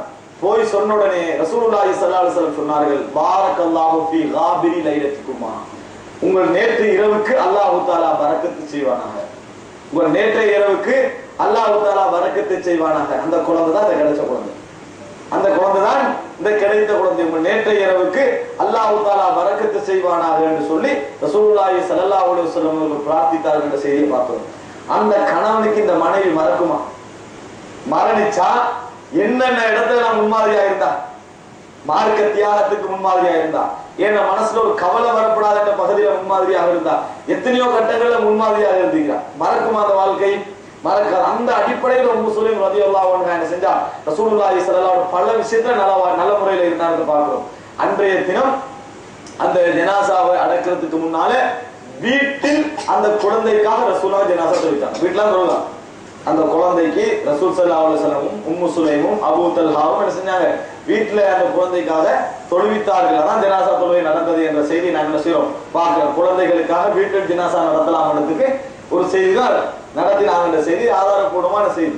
அப்ப இதுல நீ என்ன பார்க்கணும்னா, எல்லா வகையிலும் ரசூலுல்லாஹி ஸல்லல்லாஹு அலைஹி வஸல்லம் அவர்களோடு உம்மு சுலைம் அபூ தல்ஹா போன்றவர்கள் ஒத்துழைத்து பார்க்கணும். ஒரு முறை மார்க்க ஞானத்தில் உம்மு சுலைம் ரலியல்லாஹு அன்ஹா அவங்க நிறைய இருந்தாங்க. உம்மு சுலைம் ரலியல்லாஹு நேரடியாக ரசூலுல்லாஹ் கிட்ட என்ன செய்வாங்க? எல்லா கேள்வியையும் வெட்கமாக இருக்கும். மனிதனுடைய வெட்கம் உள்ளத்தை என்ன செய்தா இருக்கும். ஆனாலும் நபி அவர்களிடத்தில் நேரடியாக கேட்கக்கூடியவராக உம்மு சுலைம் ரலியல்லாஹு அன்ஹா அவர்கள் இருந்தார்கள் என்ற வரலாற்றை பார்க்கிறோம். பண்புள்ள சகோதரிகளே, இந்த செய்தியில நிறைய விஷயங்கள் இருக்கின்றன. இதுல நாம பெற வேண்டிய படிப்பு என்னன்னு சொன்னால், ஒரு பெண்மணியாக இருந்து நீங்க இதை கற்பனை பண்ணிப்பா. வீரம், மார்க்கத்தை படிச்சு கொள்ற அறிவு, தர்ம சிந்தனை, திருமணத்துக்கு ஒரு நல்ல ஒரு முன்மாதிரி, கணவனோட நடந்து கொள்ற முறை, குழந்தைகளை வளர்த்த முறை, அந்த குழந்தை கொடுத்த பயிற்சி முறை, இதுகளெல்லாம் என்னது அந்த பெண்மணியுடைய வாழ்க்கையில் ஒரு மிகப்பெரிய ஒரு முன்மாதிரி எந்த பெண்மணிக்கு எடுக்கலாம். நீங்க என்ன நினைக்கிறீங்க தெரியுமா? அது ஏன் உங்களால நடைமுறைப்படுத்தல அப்போ தெரியுமா? நாங்க ஒரு விஷயம் செய்யக்குள்ள நம்மளோட கணவர் அபூ தல்ஹாவா எதிர்பார்க்கிறோம். அதான் எங்களுக்குள்ள பிரச்சனை. நம்ம உம்மு சுலைமா இருங்கன்னு சொன்னா கணவர் அபூ தல்ஹாவா இல்லையேன்ற பிரச்சனை நம்மளுக்கு வரும். நீங்க என்ன செய்ய, நாளைக்கு கணவர் அபூ தல்ஹாவா இல்லாத விட்டாலும் அந்த அபூ தல்ஹான்ற கணவரை இஸ்லாத்துக்கு எடுக்க வச்சது யாரு? உம்மு சுலைம் தானே. ஏன் அந்த திறமையை நம்மளுக்குள்ள கொண்டு வரலாம்? உம்மு சுலைம் அந்த இடத்துக்கு அபூ தல்ஹா கொண்டு வந்து சேர்த்தாருண்டா, அபூ தல்ஹா உம்மு சுலைமை திருத்தினத்தை விட உம்மு சுலைம் அபூ தல்ஹாவை திருத்தின வரலாறு தான் நீங்க என்ன செய்வீங்க? நிறைய பார்ப்பீங்க. அவர் ஹேண்டில் பண்ண முறைதான். அப்படி ஒரு வீரமிக்க ஒரு வாழ்க்கை எங்களுக்கு வரணுமா? நாங்க என்ன செய்யணும் தெரியுமா? நம்ம இன்னைக்கு இப்ப கேட்ட உடனே நம்ம என்ன செய்யணும்? நாளைக்கு உம்மு சுலைம் ஆயிடுறது சிந்தனையில. உம்மு சுலைமா நாம ஒண்ணும் செய்யல. உம்மு சுலைம் தியாகம் செய்ய மாட்டோம், வீரம் செய்ய மாட்டோம், தர்மம் செய்ய மாட்டோம், ஒண்ணும் செய்ய மாட்டோம். ஆனா உம்மு சுலைம் ஆயிடுவோம். நம்ம உம்மு சுலைம் அப்படின்னு நம்ம நினைச்சுக்கிறோம். நாங்க உம்மு சுலைம் ஆயிடுமா? செஞ்சாதான் நம்ம என்ன செய்வோம்? அந்த இடத்துக்கு வருவோம். செய்யாம கற்பனையில உம்மு சுலைம் மாதிரியே நம்ம நடந்துக்கிட்டோம்னா அது என்னது இல்ல. நம்ம எப்ப உம்மு சுலைம் ரலியல்லாஹு அந்த பேரை நம்மளுக்கு எடுத்துக்கொள்ள தகுதி? நம்ம 5 நேரம் எழுப்பி தொழுதோம்னு சொன்னா, சுபஹு மிஸ் ஆகாம 5 நேரம் உரிய நேரத்துக்கு தொழுவோம், உரிய நேரத்துக்கு குர்ஆன ஓதுறோம், எங்கட வேலைப்பாடுகளோட குடும்ப வேலைகளை கவனிக்கிறோம், குழந்தைய வளர்க்கிற முறையில வளர்க்கிறோம், எல்லாம் முழுமையான ஒரு கவனம் எடுத்து நம்ம செஞ்சோம்டா நம்ம உம்மு சுலைம் வரலாறை நம்மளுக்கு ஒரு அழகான ஒரு முன்மாதிரியா என்ன செய்யலாம்? எடுக்கலாம். அப்படி ஒரு முன்மாதிரி இல்லாட்டி இந்த மாதிரி வரலாறுகளை படிப்பதில் எங்களுக்கு எந்த விதமான பிரயோஜனம் இல்லை என்று என்ன செஞ்சுக்கணும், புரிந்து கொள்ள வேண்டும். நீங்க உம்மு சுலைம் ரலியல்லாஹு அன்ஹா போடக்கூடிய சிந்தனையிலும் மார்க்க அறிவிலும் இருந்தால் சராசரி பெண்களாக இருந்திருக்க மாட்டீங்க.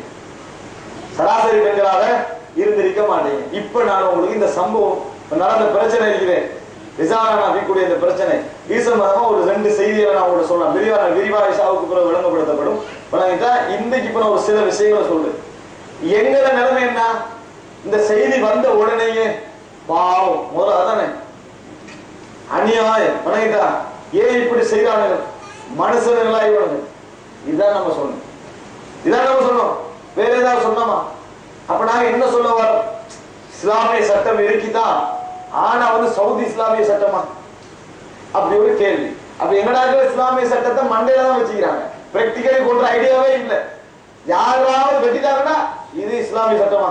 இஸ்லாமிய சட்டம் இருக்குதான் அப்படின்னு மகதியே வந்து வெட்டினாலும் இஸ்லாமிய சட்டம் இருக்குதான், ஆனா இது இஸ்லாமிய சட்டமானு கேட்டுருவோம். பிராக்டிகலி வெட்டவே மாட்டாங்க. அப்ப என்ன விளங்கணும்னா, ஒரு பிரச்சனைன்னு எங்களுக்கு வந்தது, ஒரு செய்தியே எங்களுக்கு காதுக்கு வந்தது. அப்ப நாங்க என்ன செய்யணும்? ஒரு நல்ல முடிவுக்கு முதல்ல யோசிக்கணும். என்னது, இது சரியா, இது பிழையா, மார்க்கத்துல உள்ளதா, எப்படி நடந்தது, இதுல என்ன உண்மை என்ற ஒரு விசாரணை நம்ம செஞ்சோமா?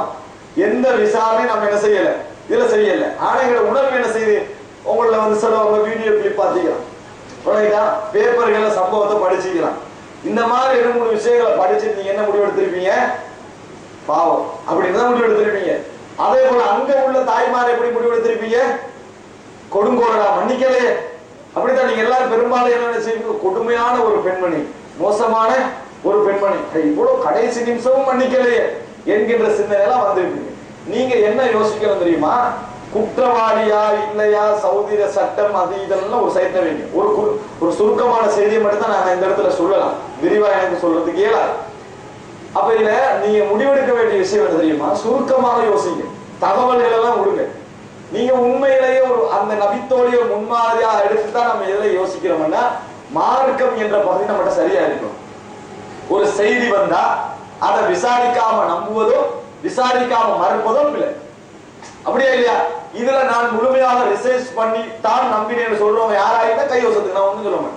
நான் இது சம்பந்தமா முழுமையா என்ன செஞ்சேன், பார்த்தேன், தேடினேன். நவமணியில பார்த்தேன்னு சொல்லக்கூடாது, பின்னர்ல பார்த்தேன்னு சொல்லக்கூடாது. நான் வந்து பார்த்தேன், தேடினேன், தேடி பார்த்த அளவுல குடும்பத்தோட எல்லாம் விசாரிச்சு, சவுதியில வந்து இந்த மாதிரி நடந்தது, அவங்களோட நேரடியா டீல் பண்ணவங்களோட எல்லாம் விசாரிச்சு எனக்கு ஒரு முடிவு வந்தது பிழை. அப்படி இருந்தா கை தூக்க உண்மையில வெல்கம் பண்ணலாம், அவங்கள வரவேற்கணும். ஏன் அடே ஒரு விஷயத்தை அறிஞ்சு கொள்வதற்காக எல்லா விதமான முயற்சி எடுத்துக்கிறாங்க. அப்ப சரியோ பிழையோ அவங்களுக்கு ஒரு பாராட்டு இருக்கு. அப்படி யாரா எடுத்தோமா?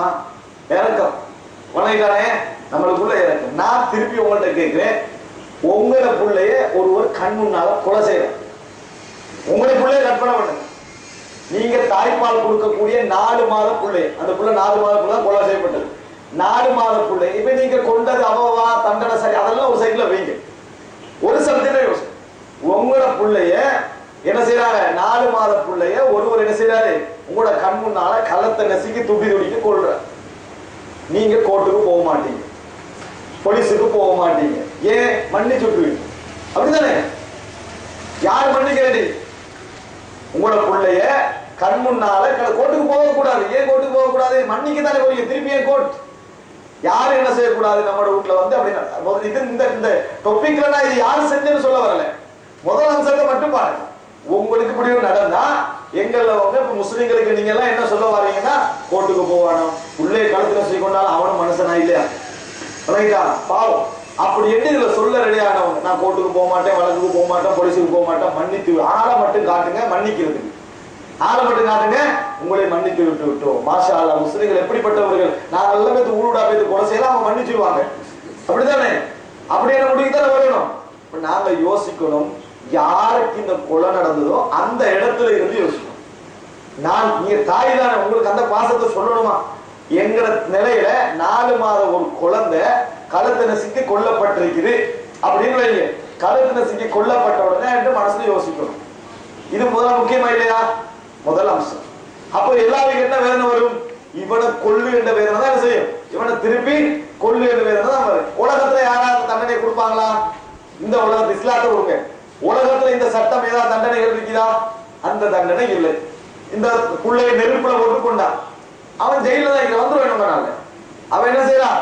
ஜெயில தான் இங்க தாயை கொண்டு மகனை கொண்டு ஜெயில தான் இருக்கிறான்.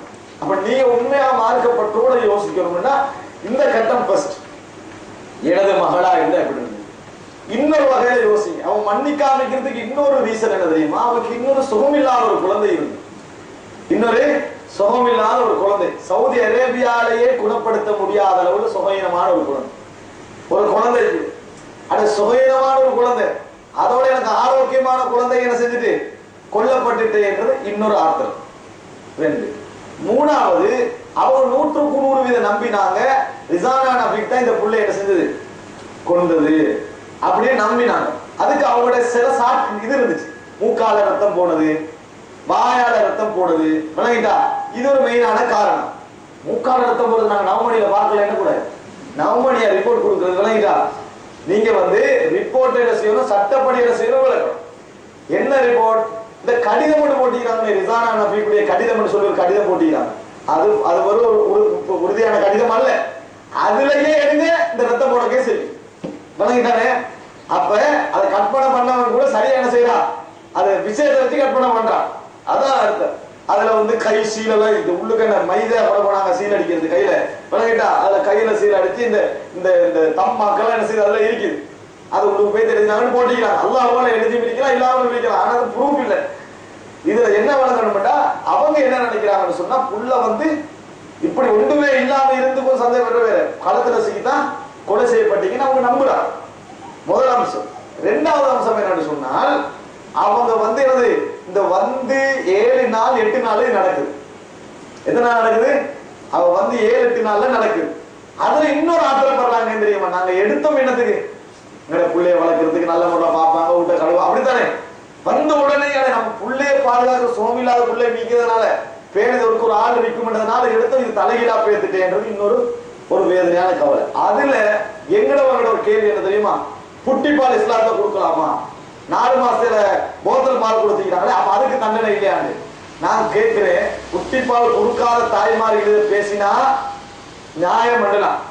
100% என்ன நடந்தது தெரியுமா? அவங்க வசதியான நிலைமைகளே. ஸ்ரீலங்கால என்ன நடந்தது? தாய்ப்பாலும் புட்டிப்பால்.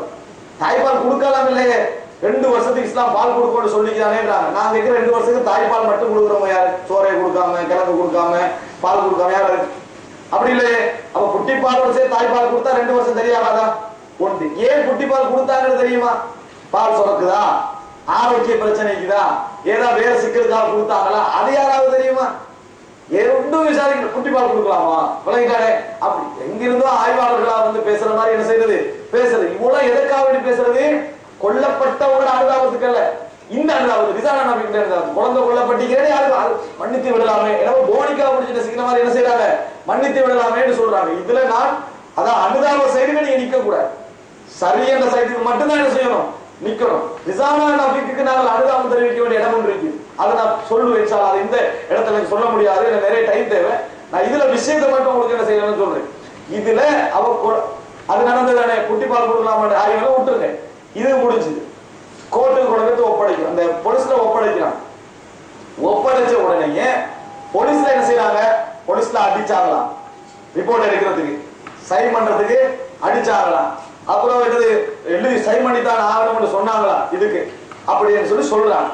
நீங்க யோசிங்க, போர் இது நடந்திருக்கலாம் வைங்கள, போலீஸால அடிச்சாலும் நடந்திருக்கலாம் வைங்கள. இது ரிசானா நபிக்கு என்ன செய்யணும், யார்கிட்ட சொல்லிக்கணும், டாக்டர் கிஃபாயாட்ட சொல்லிக்கணும். நேரடியாக ஹேண்டில் பண்ணாதானே மஷ்ஹூர். அங்க போனாங்களே நிறைய, அதாவது முக்கியஸ்தர்கள், அவங்கள்ட்ட சொல்லிக்கணும். அவங்க என்ன செய்யணும், உரியபடி நீதிமன்றத்தை என்ன செஞ்சுக்கணும், சவுதி நீதிமன்றத்தை அணுகி இப்படித்தான் அடிச்சுதான் எடுக்கப்பட்டீங்கன்னு சொல்லிருக்கணும். அப்படிலாம் ஒண்ணும் வரலையே. எங்க தெரியுமா, எங்கட சொல்லிட்டு அங்க ஏதாவது விசாரணை நடந்தது, அப்படி நடக்கல. இன்னும் சொல்ல போனா அடிச்ச விஷயம் இவ்வளவு சர்வதேசமாகியும் மீள் விசாரணைக்கு உட்படுத்தலாம போயிடுச்சுன்னு சொன்னா உலகத்துல வேற யாருக்கு நீதி கிடைக்காது. நான் கேட்கிறேன், என்னை அடிச்சு ஒரு ரிப்போர்ட் எடுக்கிறாங்க. இந்த விஷயம் எல்லா உலகத்துல ஹியூமன் ரைட்ஸுக்கு, மேற்கத்திய உலகத்துக்கு, பெரிய பெரிய நீதிபதிகளுக்கு, ஜனாதிபதி வரைக்கும் தெரிய வருது. அதுக்கு பிறகு என்னை மீட்டெடுக்கலாம போனா அதுக்கு பிறகு வேற யாரும் மீட்டெடுக்க, என்னையே மீட்டெடுக்கல. நாம நீதி செத்துட்ட உலகத்துல. இதுக்கு பிறகு உலகத்துல யாருக்கு என்ன செய்யலாது, ஒழுங்கான உரிமை கிடைக்காது. உச்சகட்டத்துக்கு போனவங்களே காப்பாத்தலாட்டி கிடைக்காத நேரத்தில் அவர் சொல்ல வர சவுதியில் உலகத்துல எல்லா நாட்டையும் விட மிகப்பெரிய அநியாயம் என்ன செய்யுது நடக்குது, அடிச்சு ரிப்போர்ட் எடுக்கிறாங்க அப்படின்னு. அடிச்சு ரிப்போர்ட் எடுக்கலே நான் சொல்ல வரல, அடிச்சு ரிப்போர்ட் எடுத்த நிறைய விஷயங்கள்லாம் இருக்குது. அடிச்சுத்தான் ரிப்போர்ட் எடுக்க வேண்டும் என்ற சில விஷயங்கள் இருக்கின்றன. இதுக்கு ஒரு நாள் அடிக்கல, சின்ன ஒரு அறிக்கை கொடுத்திருந்தா சரி. என்ன என்னது ஒரு செக்அப் பண்ணி செல்ஸ்கள் எல்லாம் ஒரு ரிசர்ச் பண்றது, ஒரு சர்ச் பண்றதுக்கு ஒரு ஆய்வு கொடுங்கன்னு சொன்னீங்க. அட்டாமிக் ரிசர்ச் பண்ணி அடிபட்ட இடம்லாம் சிம்பிளா செஞ்சிருக்கீங்க. இப்படி அடிச்சிருப்பாங்க, அடிச்சா எப்படி அடிச்சுப்பாங்க சைன் பண்றதுக்கு ரிப்போர்ட்டர் கொடுத்து சரி 7 வருஷம் பண்ணிட்டா. மரண தண்டனை எப்ப கொடுக்கப்பட்டுச்சு? 2006 எழுதிட்டாச்சு. 3 மாசத்துல தண்டனை கொடுக்கப்பட்டிருக்கும். எத்தனை மாசத்துல? 3 மாசம். சவுதியில சட்டம் மரண தண்டனை தீர்மானிச்சுட்டா 3 மாசத்துல மரண தண்டனை. எத்தனை மாசம் இது? இது கிட்டத்தட்ட எத்தனை மாசம்? 8 6 7 வருஷங்கள் செஞ்சுட்டு போயிட்டு. சவுதி மன்னர்களுடைய ஃபேமிலியில உள்ள ஒருவர் தான் ஃபஹத் இப்னு நாயிஃப் ஆல் சூத். இவருக்கு மரண தண்டனை நிறைவேற்றப்படுவதற்காக அமீர் என்ன செய்வாங்களான்னு கேட்டாங்க தானே. அமீருக்கு செஞ்சுக்கிறாங்க, அமீராவுக்கு செஞ்சுக்கிறாங்க, பிரிட்டிஷ்காரனுக்கு செஞ்சுக்கிறாங்க, அமெரிக்கா காரனுக்கு செஞ்சுக்கிறாங்க. போன வருஷம் மட்டும் 70 மரண தண்டனை நிறைவேற்றிக்கிறாங்க. தெரியுமா? இது தெரியாது. அப்ப என்ன செய்யற? சும்மா பேசுறது. நம்மளுக்கு கிடைச்ச ஒரு சான்ஸ் தான், நம்மளுக்கு வேற டைம்ல பேச கிடைக்காது. இந்த டைம்ல என்ன செஞ்ச பெரிய ரிப்போர்ட் பேசுற மாதிரி எல்லாம் பேசிக்கிறதே ஒழிய ஒண்ணும் இல்ல. ஒரு மீடியா வந்து ஒழுங்கா இந்த சப்ஜெக்ட் பேசிட்டு பாப்ப நேரடியா ஒழுங்கா பதில் சொல்றானோ சொல்ல இயலாது. சும்மா அப்படி ஒரு கதை. இதுல முஸ்லீம்களோட சப்போர்ட் வேற இருக்குதா? முஸ்லீம்களோட சப்போர்ட் வேற இருக்குது. இஸ்லாமிய சட்டத்தை கொச்சப்படுத்துறதுக்கு நல்ல ஒரு தேவை. ஷியாக்கள் வேற இருக்குதா? ஷியாக்களுக்கு சார்பான குரூப் வேற இருக்குதா? சவுதி வகாபிகளுடைய மிலச்சத்தனம் அப்படின்னு ஈரான்ல கொடுக்குற மரண தண்டனை நான் பட்டியல் கூடவா விலகிட்டானே. அந்த மரண தண்டனை எல்லாம் மைனருக்கு கொடுக்கப்படுறது இப்ப நினைச்சா என்ன செய்யலாம்? பட்டியல் போடலாம். அதெல்லாம் நாங்க மிலச்சட்டம் சொல்ல மாட்டோம். மரண தண்டனை மரண தண்டனை தான், அதான் விளங்கணும். சரி, இப்ப ரிப்போர்ட் படி என்ன? நாங்க எதை பேசலாம்? நாங்க நேரடியா பேசணுமா? உண்மையை கண்டமா? இதுல நீங்க முழுமையா விசாரிச்சாலும் உங்களுக்கு உண்மையை எடுக்கலாம். நீங்க ரிசானாலே நேரடி பேசுறீங்க. ரிப்போர்ட் கொலை செஞ்சவங்க குற்றச்சாட்டோட நேரடியா பேசுறீங்க. உண்மை எடுக்கணும் உங்களுக்கு எடுக்க எப்படி எடுக்கலாம்? அவன் சொல்லுவா இல்ல நீங்க சொன்னா செஞ்சு எப்படி எடுக்க போறீங்க? ஒண்ணு எடுக்கலாம். நீங்க நேரடியா உங்களுக்கு எல்லாருக்கும் விசாரணையோட பேசக்கூடிய சந்தர்ப்பம் கிடைச்சு. கொலை செஞ்சீங்களா? இல்லை. எப்படி ரிப்போர்ட் எடுக்க போறீங்க? அவங்கள பேச சந்தர்ப்பம் கிடைச்சிட்டு அவங்க என்ன செஞ்சாங்க முடிவு எடுத்துடலாம். உங்களுக்கு எவிடன்ஸ் வச்சுதான் முடிவு எடுக்கணும். இப்ப அவங்க இல்லைன்னு தான் சொல்லுவாங்க. நேர்மையா ஒரு ஓவன் சொல்லி தான் சப்ஜெக்ட் வேற. இல்லைன்னு சொன்ன உடனே விட்டுருலாமா? அப்படின்னா உலகத்தோட எல்லா குற்றவாளிகளும் ஓவன் சொன்னா மட்டும் தான் நீங்க ஏத்துக்க பண்றீங்களா? அப்படியெல்லாம் வளர்ந்துருமே. ஒன்னும் யோசிக்கிற நினைக்கிட்ட ஓன்னு சொல்லிப்பாதான செஞ்சிருந்தா சொல்லுவாங்க. வணங்கிட்டா யாரு சொல்லுவாங்க? அந்த இடத்துல நிக்கிறோம் கன்ஃபார்மா இந்த நாட்டுல மரண தண்டனை வர மாட்டேது. பயப்படுவான் யாரும் சொல்றது. இந்த நாட்டை உண்மையை சொல்லிடுவான். உண்மையை சொன்னா சூறா விடுவான்னு தெரியும். உண்மையை சொன்னாலும் சந்தைகளை கொடுத்து நம்ம என்ன செஞ்சிடலாம், தப்பிடலாம் கூட முடிவு வரும். அங்க அது நடக்காது. இது நீங்க நல்லா விளங்கி கொள்ள வேண்டிய விஷயம். விசாரணையில என்ன நடந்தது தெரியுமா? இவட மெயின் வார்த்தை தான் எனக்கு சாட்சியா அமைச்சு மெடிக்கல் ரிப்போர்ட்டுக்கு அனுப்புறாங்க. போஸ்ட்மார்ட்டம் செய்ய அனுமதிக்கல. ஆனா அட்டாமிக் ரிசர்ச் நடக்குது. அந்த சர்ச்ல என்ன நடக்குது? ரிசர்ச்ல இந்த களத்துடைய இந்த பகுதிகள் எல்லாம் நெசுக்கி கொலை செய்யப்பட்ட மாதிரி ரிப்போர்ட் வருது. விளங்கிட்டானே? செலவ சொல்றேன் இப்படி குடிச்சிக்கலாம் தானே. நான் கேட்கிறேன், பால் இருக்கீங்கன்னா யார் இங்க தடாவுறது? இதுவரைக்கும் தடாவிட்டீங்களா? பால் இருக்கிட்டு பிள்ளைங்க இங்க விளங்கிட்டானே? இங்கதான் தடாவிங்க. இங்க யாரும் தடாவிட்டீங்கல்ல. சரி, அப்படியே தடாவிங்க பிள்ளை கிட்ட வச்சிருந்தீங்களே, அது வந்து ரிப்போர்ட்ல வரதுக்கு செல் கையடையாளம் தான் வரும். உள்ளுக்க செவஞ்ச செல் அடையாளங்கள் இது. இதெல்லாம் என்ன செய்யுது? ரிப்போர்ட்ல வந்தா 100க்கு 100% இந்த புள்ள நெசுக்குப்பட்டு தான் செஞ்சுக்குது. கொலை செய்யப்பட்டது கன்ஃபார்ம் ஆயிடுச்சு. ஆனா யார் கொலை செஞ்சது? அதுக்கு எவிடன்ஸ் இருக்கணுமே. கொலை ரிப்போர்ட் ஓகே, யாரு கொலை செஞ்சதுக்கு ஆதாரம் வைக்கணுமா? இல்ல சும்மா எடுக்கணுமா? சாட்சி பார்த்தார்களா? எங்களோட ரிசர்ச் சாட்சி இருந்ததா அப்படின்னு கோர்ட்டுக்கு போய் நேரடியா நின்று பாத்தியா? இதை பார்க்கல. அப்ப அட்லீஸ்ட் கோர்ட்ல வாதம் செஞ்சு அதன் மூலம் கிடைச்ச ரிப்போர்ட் உனக்கு கிடைச்சதா? கிடைக்கும். அந்த அளவுக்கு போனா உண்மை கிடைக்கும். இதுல என்ன பார்க்கணும் சொன்னால், ரிசானா ஒரு வார்த்தை சொல்லி இருந்தா கூட, எப்படி நெசுக்கப்பட்டு கொலை செஞ்ச நான் வந்த ரூமுக்கு உள்ள துடிச்சு கொண்டிருக்கிறத கண்டேன், அப்படி ஒரு வசனம் சொல்லினா கூட மரண தண்டனை நிறைவேற்ற இயலாம். அப்படி ஒரு வசனம் சொல்லி இருந்தாலும் நிறைவேற்ற இயலாம். நான் வெளியிருந்து வந்தேன், குழந்தை மௌத்தாகி இருந்துச்சு, நிறைவேற்ற இயலாது. சாட்சி யாரு? ரிசானா என்ன சொன்னா தெரியுமா? என் கையில தான் புள்ள மௌத்தாயிடுச்சு, என் கையில தான் புள்ள மௌத்தாயிடுச்சு, பால் கொடுத்துக்கிட்டு இருந்தேன், தொண்டையில இறுகி மௌத்தாயிடுச்சு. அவன் வந்து நீங்க சொல்ற எப்படி மௌத்தாகின்ற செய்தி அவன் பார்க்க மாட்டான், எங்க மௌத்தாயிடுச்சுதான் பார்ப்பான். இவன் என்ன சொல்ற? என் கையில தானே மௌத்தாயிடுச்சு, நான் தடவி கொடுத்தேன், புள்ள அப்படியே என்ன செஞ்சது, இறுகி மௌத்தாயிடுச்சு அப்படின்னு சொல்றான். அப்ப ஒரு விஷயம் கன்ஃபார்ம் ஆயிட்டு, மௌத்து நடக்க கூட இவட கையில தான் இருந்துச்சு. விளங்கிட்டா? இவன் கண்ணால பார்த்துக்கிறான். அந்த நேரத்துல குழந்தை மரணிச்சிக்குது. இது 100க்கு 100 உண்மையா இல்லையா? உண்மை, வேற யாரும் இதுக்கு சம்பந்தம் இல்லை. ரைட். இப்ப கவர்மெண்ட் என்ன செய்யும்? கொலை செய்யப்பட்டு இப்புள்ள ரிப்போர்ட் இவட கையில தான் மௌத்திகன்னா சம்பவம் போய், இவன் சொல்ற சம்பவம் போய், கொலை தான் என்ன செஞ்சுக்கிறான், செஞ்சுக்கிறான்னு சொல்லுவோம். இதுதான் உலகத்துல சாட்சி எடுக்கிறது. யாரும் உண்மையாவே சொல்ல மாட்டாங்க. இது அது எடுக்கிற மெத்தட்ல உண்டு. அவங்க என்ன விளையினாங்கடா, இவன் வந்து அந்த ரூம்ல இருந்தேன்னு சொல்றா, புள்ள கையில இருந்தேன்னு சொல்றா, என் கையில தான் புள்ள மௌத்தாயிட்டேன்னு சொல்றா, நான் தடவி கொடுத்தேன்னு சொல்றா, அப்ப புள்ள மௌத்தாயிட்டேன்னு சொல்றா. எல்லா வகையிலும் மரணம் இங்கதான் நடந்தது. ஆனால் கழுத்து நசுக்கி கொலை செய்யப்பட்டது ரிப்போர்ட்.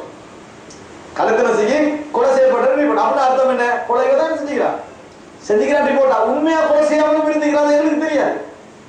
எப்படி முடிவெடுக்கலாம்?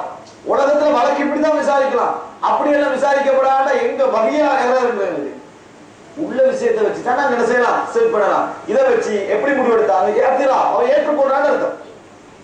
கொலை செஞ்சானது என்னது, அவன் ஏற்றுக்கொண்டா அர்த்தம். சம்பவத்தை என்ன செஞ்சா மாத்தி போடுறாங்க.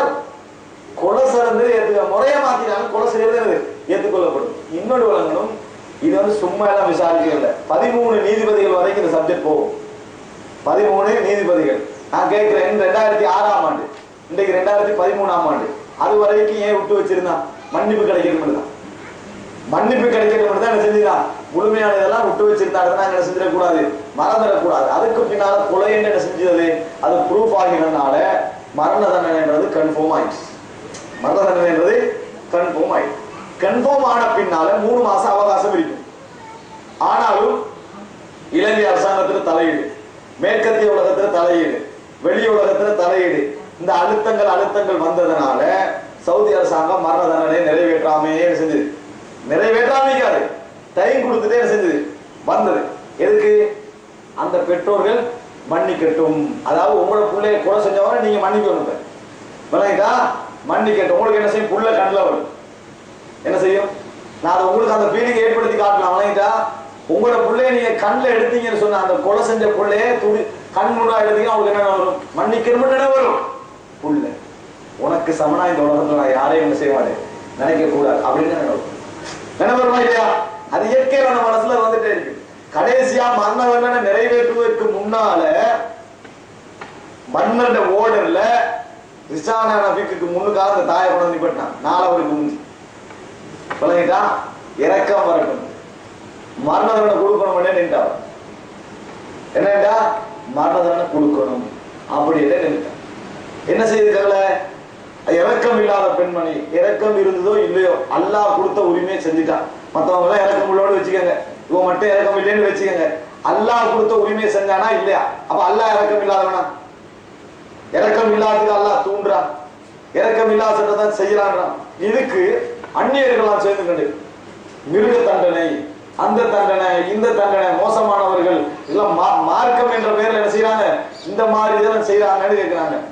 ஒன்று வழங்கணும், மன்னர் மன்னிக்கலையா? மன்னர் மன்னிக்கிறதுக்கு மன்னர் அல்லாஹ்வான்னு கேட்கிறேன். மன்னர் மேட்டரா இது? உங்களோட நாட்டை வச்சு சவுதி யோசிக்க கூடாது. சவுதியில தான் அவர் மன்னிப்பாரு. ஏண்ட பிள்ளைய கொலை செஞ்சதுக்கு ஜனாதிபதி மன்னிச்சுட்டு போவார். இந்த மாதிரி லூஸ்தரமான தண்டனை எங்கேயா கிடைக்கீங்களா? நம்மள பிள்ளைய கொண்டிருப்பாரு, ஜனாதிபதி நான் மன்னித்து விட்டேன், உனக்கு என்ன செஞ்சா அவன் மன்னிக்கிறதுக்கு? இவர் மன்னிக்கிறாரு. மன்னதன கைதியெல்லாம் ஜெயிலிப்பாரு, பொது மன்னிப்பு, எல்லாம் ஓடிடுவாங்க இல்லையா?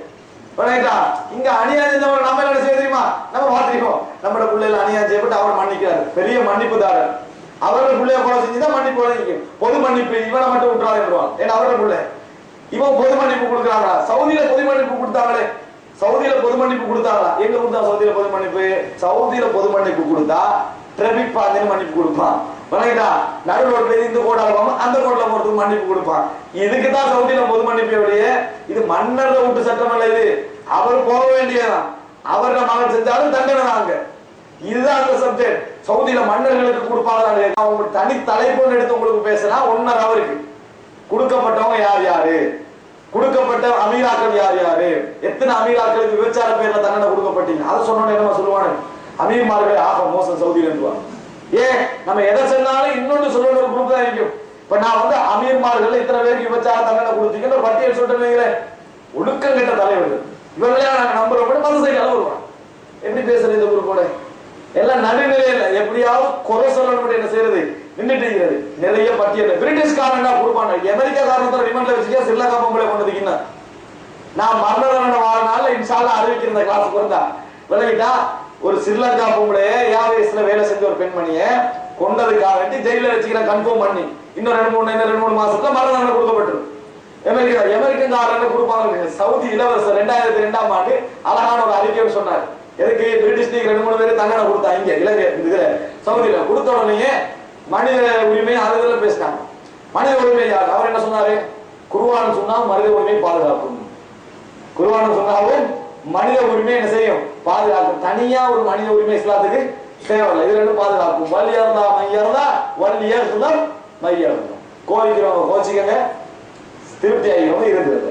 இதான் என்னோட சட்டம்னு சொன்னாங்க. இதான் உண்மை.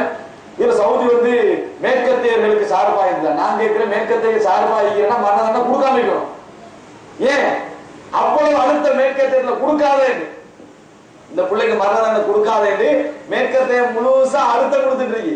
அப்ப அந்த நிமிஷத்துல சவுதி மேற்கத்தியத்துக்கு சார்பா இருக்கிறேன்னா எப்படிக்கணும்? அடுத்த வீட்டுல உள்ளவன் சொல்றான் கரம்பில கட்டாத. உதாரணத்துக்கு நாங்க 2 பேரும் சேர்ந்து ஒரு வேலை செய்யணும். நீங்க சார்பாய்க்கணும்னா என்ன செய்யணும்? கரம்பில கட்டாம இருக்கணும். நீங்க போய் கட்டிட்டு வந்து நான் அடுத்த வீட்டுக்கு சார்பாய்க்கிறேன்னு சொல்லுமா? ஏழாது. அங்க என்ன நடந்தது தெரியுமா? தண்டனை கொடுக்காதேன்றான். உலகத்தையே எதிர்த்து தண்டனை கொடுக்கிறான். மேற்கத்தியத்துக்கு சார்பா முடிவு எடுத்துக்கிறான். யோசிச்சா முடிவு எடுக்கிறான், யோசிச்சா பேசுறாங்க. சவுதி மன்னனுக்கு இறக்கம் இல்லை. சவுதி மன்னனுக்கு இறக்கிறது இந்த சம்பந்தம் என்ன சம்பந்தம்? சவுதி மன்னன் 30 லட்சம் தாரண்டார் ரியால். உங்களுக்கு தெரியுமா? 1,10,000 ரியால் தான் ஒரு ஆளுக்கு பகரமா கொடுக்குறது. மன்னி போலங்கன்னா பகரமா கொடுக்குற 1,10,000 ரியால். 30 லட்சம் தாரண்டார். 30 லட்சம் ரியால் கவர்மெண்ட் சேர்ந்தாலும் கொடுக்குமா? இந்த அனுதாபம் தெரியலாம். அனுதாபம் தெரிவிக்கலாம். ஃப்ரீயா தமிழ் ஃப்ரீயா அனுதாபம் கவலை தெரிவிக்கிறோம். நீங்க கவலை தெரிவிச்சானே இல்லாட்டி ஏதாவது செஞ்சுட்டு வராம ஃப்ரீயா அனுதாபம் தெரிவிச்சுட்டு வரான். விளங்கிட்டா? அப்ப நான் என்ன கேட்கிறேன்னு சொன்னா அந்த 2005ஆம் ஆண்டு காரணம் அதே ஊடத்தான் 2013ஆம் ஆண்டு அடிக்கடிக்கிறான். அப்ப ஒருத்தரும் கட்டல தானே என்ன ஒரு அத்திவாரமும் போடல. ரிசானா நபிக்கு மரண தண்டனை கொடுக்கப்பட்ட உடனே சவுதியில் உள்ள ஒரு தனவந்தர் என்ன செய்யறாரு? ஊடு கட்டித்தார் என்று வாக்களிச்சுக்கிறார். ஸ்ரீலங்காவில் ஒரு சிங்களவர் என்ன செஞ்சுக்கிறாரு? ஊடு கட்டித்தாருன்னு வாக்களிச்சுக்கிறார். அதை எவ்வளவு பாராட்டேங்கிற அவங்க மாஷா அல்லாஹ் நீங்க ஊடு கட்ட முன் வந்து இவங்களுக்கு கட்டி கொடுக்குற ஐடியா இல்லை. மற்றவங்களுக்கு என்னது ஒரு பாராட்டு. இப்படித்தான் நம்மளோட காலம் என்ன செய்யுது போய்கிட்டு இருக்கு. அப்ப எவ்வளவு ஒரு அறிவு கட்டத்தனமா இதை யோசிக்கிறாங்க வழங்கணுமா இல்லையா? இந்த அம்சத்துல சில தனவந்தர்கள் உண்மையிலே தனிப்பட்ட ரீதியா சில உதவிகளை செய்ய முன்வந்திக்கலாம். அவர்களை நான் இங்க குறை சொல்ல வரல. ஒரு 10-15 நன்மை நான் மெஜாரிட்டி தான் செய்யறேன். நான் பேசுறேன் தனிப்பட்ட ரீதியான விஷயம் நம்மளுக்கு ரிசர்ச் பண்ணி கண்டிருக்கிறார். இப்ப இதுல என்ன வழங்கணும் என்றால் சல்மான் பேசுறாரு உங்களோட பிள்ளைய நான் ஜெர்மனில் கொண்டு போய் ட்ரீட் பண்ணி தரேன்னு சொல்லி ஃப்ரீயா எல்லா விதமான ட்ரீட்மெண்ட் ஜெர்மன்ல அந்த சோமில்லாத பிள்ளைய செஞ்சு தரேன். உங்களுக்கு எல்லா ஹெல்ப்பும் பண்றேன். ஒண்ணுமா நான் நம்மளுக்கு ஜனாதிபதி கோல் பண்ணி பேசினா அடுத்த எல்லாத்தை ஓகேன்றோமா இல்லையா? மன்னர் அத்தனை கோல் பண்ணி எல்லா விஷயத்தையும் பேசி எல்லா நடந்தும் மன்னிப்பு கொடுக்க ரெடி இல்லைன்னா இவ்வளவுதான் நம்மளுக்குள்ள அம்சம். இதுக்காக நாங்க இதுல என்ன பேசலாம்? ரிசானாவுடைய விஷயத்தை பொறுத்த வரைக்கும் எங்கள் மனதில் வேதனை வருவதெல்லாம் கவலை வருவதெல்லாம் இந்த மானங்கெட்ட ஏஜென்சிகள், மானங்கெட்ட இளைஞர்கள், ரோசங்கெட்டோட வாப்பாளர். நாங்க வாப்பா இருந்து உண்மை சொல்றா நான் அனுப்பல, இவர் தான் நிர்பந்திச்சு அனுப்பினார். பாப்பா விளங்கிட்டா? நான் அனுப்பல, இவர் தான் நிர்பந்திச்சு அனுப்பினாரு. யாருக்கு நம்ம அனுதாபம் காட்டணும்? அப்ப எவ்வளவு வேதனை ஆகி இந்த மாதிரி பெயரை போட்டு சீதனை போட்டு அனுப்பினாங்களே. அந்த 17 வயசு புள்ளே கல்யாணம் முடிக்கல, வாழ்க்கையில சந்தோஷங்களை காணல. சார் சவுதின்ற ஒரு சந்தோஷத்துக்கு போனாயே, சவுதியில 7 நாளை தவிர மத்த நாள் ஜெயில விளங்கிட்டா? இவ்வளவு காலமும் அந்த ஹோம் சிக்கோட ஜெயில இருந்தாங்கன்னா இவ்வளவு ஒரு மனவேதனையா இருக்கு. பெரியவங்க எல்லாம் போய் சந்திச்சாலும் அந்த மனவேதனை இருக்குமா இல்லையா நான் கேட்கிறேன்.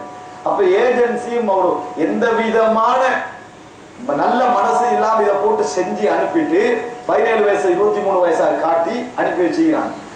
பாப்பா என்ன செஞ்சுக்கிறாரு? நிறைய சம்பாதிக்கிறதுக்காக வேண்டி புள்ளி அனுப்புறாரு. ஒரு வீட்டுக்கு வேலை அனுப்பினா சவுதி நீக்கிற சகாபாக்கலான்னு இருக்கேன் வணங்கிட்டா நல்ல முறையில பாக்குறதுக்கெல்லாம் சகாபாக்கலாம். அவங்க என்ன செய்வாங்க?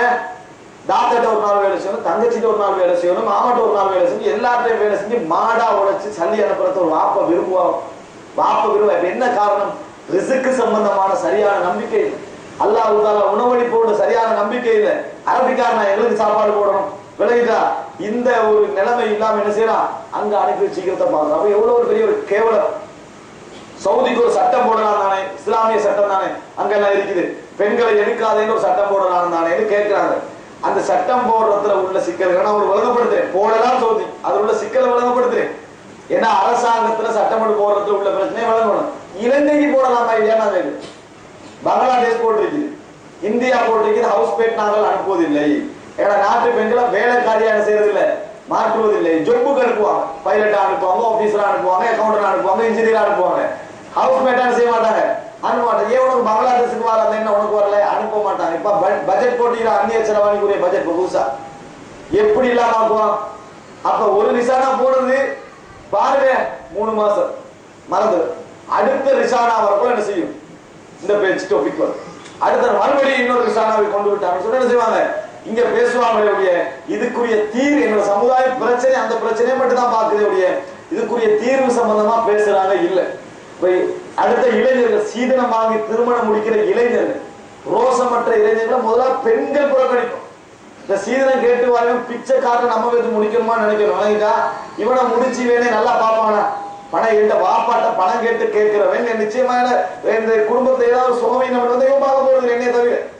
அப்ப அதை நினைக்கணும். இந்த சீதனம் தான் மெயினான காரணம் போறதுக்கு. சாப்பாட்டை விட அந்த வீடு கட்டிக்கிறதுக்காக போனா, இந்த தங்கச்சிகளுக்கு கூடு கட்டிக்கணும், தங்கச்சிகளுக்கு திருமணத்துக்காக தான் போனோம். உண்மையில நினைக்க கூட மனது என்ன செய்யுது, ஒரு வேதனை. அந்த பிள்ளையோட வாழ்க்கை அங்கே போனதை நினைக்க கூட வேதனைக்கு மேல வேதனை. ஆனா எங்களை என்ன செய்யும், அந்த இடத்துல படிப்பிட பெற வேண்டிய இடம். பெண்களை அனுப்பி வேலைக்கு அனுப்புறாங்களே, அறிவு கட்ட அறிவில்லையானு இருக்கு. பெண்களை ஆம்பளைகளை இருக்கிற இடத்துக்கு வேலைக்கு அனுப்புறீங்களே, ஆம்பளை இஸ்லாம் என்ன சொல்லுது, தனிமை அவனுக்கு ஏற்படுமா இல்லையா? தனிமை ஏற்படுமா இல்லையா? அவன் நாளைக்கு உரிமை பேசுறதுக்குரிய சாட்சி இல்லாம எப்படி பேசுறது? நம்ம அனுப்புற நாங்க என்ன செய்யணும் யோசிக்க. ரசூலுல்லாஹ் வீட்டுக்கு வேலை கட்டினா பரவாயில்ல, யார வீட்டுக்கு அனுப்பிட்டீங்களோம்? சஹாபாக்கள் தாபீன்களை அனுப்பிட்டீங்க. அது சட்ட ஒழுங்கா நடந்துட்டு போகுது. ஆனால் என்ன, இன்றைக்கு உலகத்துல எல்லா இடத்துலையும் உலக முகம் வந்த மாதிரி அந்த நாட்டிலே உலக முகம் தான் பரவிக்கிட்டு இருக்குது. அப்ப எப்படி இஸ்லாத்தோட நீங்க பார்த்தீங்களா? மதீனா நல்ல மார்க்கப்பட்டுள்ள ஒரு ஷேகுடைய வீட்டுக்கு நீங்க அனுப்பினீங்க, அதை பார்த்து அனுப்பினீங்க. உத்தைபியா கோத்திரத்துக்கு ஒரு ஃபேமிலி மார்க்கப்பட்டு, ஃபேமிலி வந்து மார்க்கப்பட்டுள்ள ஃபேமிலி தான். ஆனாலும் நம்மளை எங்களுக்கு ரிசர்ச் பண்ணி நாங்க அனுப்ப கூட தெரியுமா எங்களுக்கு? இது ஒழுக்க ரீதியான பாதிப்பு இல்லை, இப்ப வேற பாதிப்பு வந்து என்ன செஞ்சுக்குது, முடிஞ்சிருக்குது. அதனால நீங்க என்ன செய்யணும், முதலாவது இது சரியான நடவடிக்கை எடுக்கிறதாக இருந்தால் ஊர்ல உள்ளவர்கள் தைரியமாக ஏஜென்சிகளை ஏற்றக்கூடியவர்களை கண்டிக்க முன்வர வேண்டும். ரெடியாடு கேட்டு பாருங்க, ரெடியாடு கேட்டு. சவுதி மன்னனை கண்டிக்கிறாங்க, இங்க நாங்க இந்த ஏஜென்சியை கண்டிக்கிறது வக்கீல்ல விளங்கிட்டா அங்க சவுதி மன்னனை கண்டிக்கிறோம் அப்படி. அவருக்கு எப்ப போகுது இது? இங்க உள்ள ஏஜென்சியை முதல்ல கண்டிக்க. ஒரு விசாரணை போனது சரிப்பில. ரெண்டாவது இங்க உள்ள ஏஜென்சிகளை முதல்ல கடையை எங்க ஊர் பெண்களை தான் நீ முதல்ல அனுப்புறாய். அதை கேட்கணுமா இல்லை, எவ்வளவு மாத்தி அனுப்புறாய், என்ன பேரெல்லாம் மாத்தி அனுப்புறாய். இளைஞர்களுக்கு சீதனம் ஊட்ட சாப்பாட்டை போய் அமர்றாங்களே, அது எங்களுக்கு இல்ல, சீதனம் அவங்களுக்கும் அல்லாஹ்வுக்கு உரியதா, எங்களுக்கு இல்லையா அப்படின்னு போய் அமர்றாங்களே, அதை சாப்பிட்டு வராங்களே, அந்த மாதிரி ஆகட்ட கேள்விகள். வழக்கை பொறுத்த வரைக்கும் சரியோ பிழையோ, நான் அந்த பெண்மணிக்காக மனதால் கேட்கின்ற ஒரு துவா, யாரெல்லாம் இது அநியாயமாக இருந்தால் இந்த உலகத்துக்கே நீ நிரூபிச்சு காட்டாது. அநியாயம் என்று சொல். இரண்டாவது, அநியாயமாக இருந்தால் அந்த பெண்மணியுடைய வாழ்க்கையுடைய அந்த மரணத்தை கூலியாக்கி எதுக்கு தெரியுமா? இந்த இஸ்லாமிய சமுதாயம் முஸ்லிம் என்றாலும் அந்நியன் என்றாலும் நீதியை நிலைநாட்டும் என்ற ஒரு பேர் அந்த புள்ளால கிடைச்சிக்கு. அந்த பேர் என்ன செய்த, இது அநியாயம் என்றா சரியோ பிழையோ, அந்த புள்ளையால் ஒரு பேர் கிடைச்சிக்கன்னா முஸ்லீம்கள் என்றாலும் மரண தண்டனை நிறைவேற்றுவார்கள், காவிர்கள் என்றாலும் மரண தண்டனை நிறைவேற்றுவார்கள். இதுக்கு பின்னால இலங்கையில் ஒரு பௌத்த பெண்மணிக்கு மரண தண்டனை நிறைவேற்றினா முஸ்லீம்களை குறை சொல்ல மாட்டாங்க, முஸ்லீம்களை எதிர்த்து பேச இயலாது. ஏன்? முஸ்லீம்கள் என்றாலும் மரண தண்டனை நிறைவேற்றுவாங்க ஒரு பதிவை, அது அநியாயமான கொலையாக இருந்தாலும் அதை என்ன செய்து ஏற்படுத்திட்டு, அதன் காரணமாக இஸ்லாமிய சமுதாயத்துக்கு ஒரு நல்ல பேர் அந்த பெண்மணியுடைய அநியாயமான கொலையாளர் கிடைச்சிருந்தாலும் அந்த நன்மையால முழுசா என்ன செய்யும் அந்த பிள்ளைக்கு கூட என்றதான் எங்களுடைய ஒரு பிரார்த்தனை. இதையே முதலாவது ஒரு பௌத்த பெண்மணிக்கு நடந்திருக்க. இன்றைக்கு இலங்கையில் உள்ள இனத்துவசை எப்படி தலைகீழா மாறி நினைச்சு பார்க்க போவோம். இது தலைகீழா நல்லா நடத்தி வச்சு இஸ்லாமிய ஆட்சியுடைய ஒரு நீதியை சரியான முறையிலோ தவறான முறையிலோ நீதி எல்லாருக்கும் வழங்கப்படும். அந்நிய வந்து எங்களைய பார்த்து கேட்கிறா, இவ்வளவு மனுஷன் எல்லாரும் ஆதரிச்சுட்டு கேட்கிறா. ஏன் நாங்க கண்மூடித்தனமா செய்யறோமா? மரண தண்டனை எல்லாம் நாம கண்மூடித்தனமால செய்யல, அது வேற. ஆனா அப்படி நினைக்கிறார்கள். அன்புள்ள சகோதரிகளே, இதை கொஞ்சம் நீங்க மனதில் வச்சு அந்த பெண்மணிக்காக துஆ கேளுங்கள். ஆனா நிச்சயமாக ஒரு தண்டனை இந்த உலகத்தில் முஸ்லிமுக்கு நிறைவேற்றப்பட்டு உயிர் போச்சு சொன்னால் நிச்சயமாக அவருடைய எல்லா பாவங்களும் மன்னிக்கப்பட்டு விடும். நாளை மறுமையில் அவருக்கு ஒரு பாவம் இன்ஷா அல்லாஹ் இருக்காது. அவருடைய இக்லாஸ் இருந்தா அதனால மரணத்துக்கு பின்னால் அந்த பெண்மணிக்கு ஒரு நல்ல கூலி இருக்குது. அது எங்களை எவங்களுக்கு இல்லாத ஒரு கூலி அந்த பெண்மணிக்கு இருக்கு. எந்த மன ரீதியாக நாங்கள் என்ன செய்ய வேண்டியிருக்கிறோம், துவா கேட்கிறோம், அவங்களுக்கு என்ன செய்யறோம், பிரார்த்திக்கிறோம், அவங்களோட பாவ மன்னிப்புக்காக நாங்களும் துவா கேட்கிறோம். இது போன்ற விஷயங்கள் நம்மள வேற பெண்களுக்கு என்ன செய்யக்கூடாது, ஏற்படக்கூடாது என்பதற்கான நடவடிக்கையை நாங்கள் எடுக்கணும். நான் முடிஞ்ச அளவுக்கு உங்கள்கிட்ட இந்த விஷயத்தை பதிவிக்க நினைச்சேன். எந்த விஷயம் வந்தாலும் கொஞ்சம் நடுநிலையா யோசிக்க, சவுதிக்கு சார்பாகவும் யோசிக்க வேணாம், எதிராக யோசிக்க வேணாம், எதிர என்ன செய்ய, சரி எது பிழை எதுன்னு யோசிங்க. பிழையான சில இடங்கள் இருக்கு. இப்ப பர்மா சம்பந்தமான பிரச்சனை போச்சு, பர்மாவில் நிறைய பேர் கொல்லப்பட்டாங்க. அந்த இடத்துல நாங்கள் டோட்டலே சவுதிக்கு எதிராக தான் நாங்கள் நின்றோம். ஏன் நின்றோம், நீ ஒரு இஸ்லாமிய ஆட்சின்னு இருந்துட்டு எந்த விதமான ஹெல்ப் பண்ணலையேன்னு நின்று விளங்கிட்டா. ஹெல்ப் பண்ணின நாடுதான், ஆனா ஹெல்ப் பண்ணல இடத்த நம்ம என்ன செஞ்சோம், விலகப்படுத்தினோம். இந்த இடத்தை பொறுத்த வரைக்கும் நாங்க சரியான செய்யணும், அதுல வைத்திருக்க வேண்டும் என்பதுதான் அபாவும் வேண்டுகோளும். அல்லாஹ் தஆலா நல்ல விளக்கம் உள்ள மக்களாக என்னையும் உங்களை மாற்றியல் புரிவானாக. ஆதாமா ஐந்தி வல் இல்மு இன்தல்லாஹ் வ அகூலு கௌலி ஹாதா வ அஸ்தக்ஃபிருல்லாஹ் லி வ லக்கும். வஸ்ஸலாமு அலைக்கும் வரஹ்மத்துல்லாஹி வ பரகாத்துஹு. கேள்வி இல்லையா?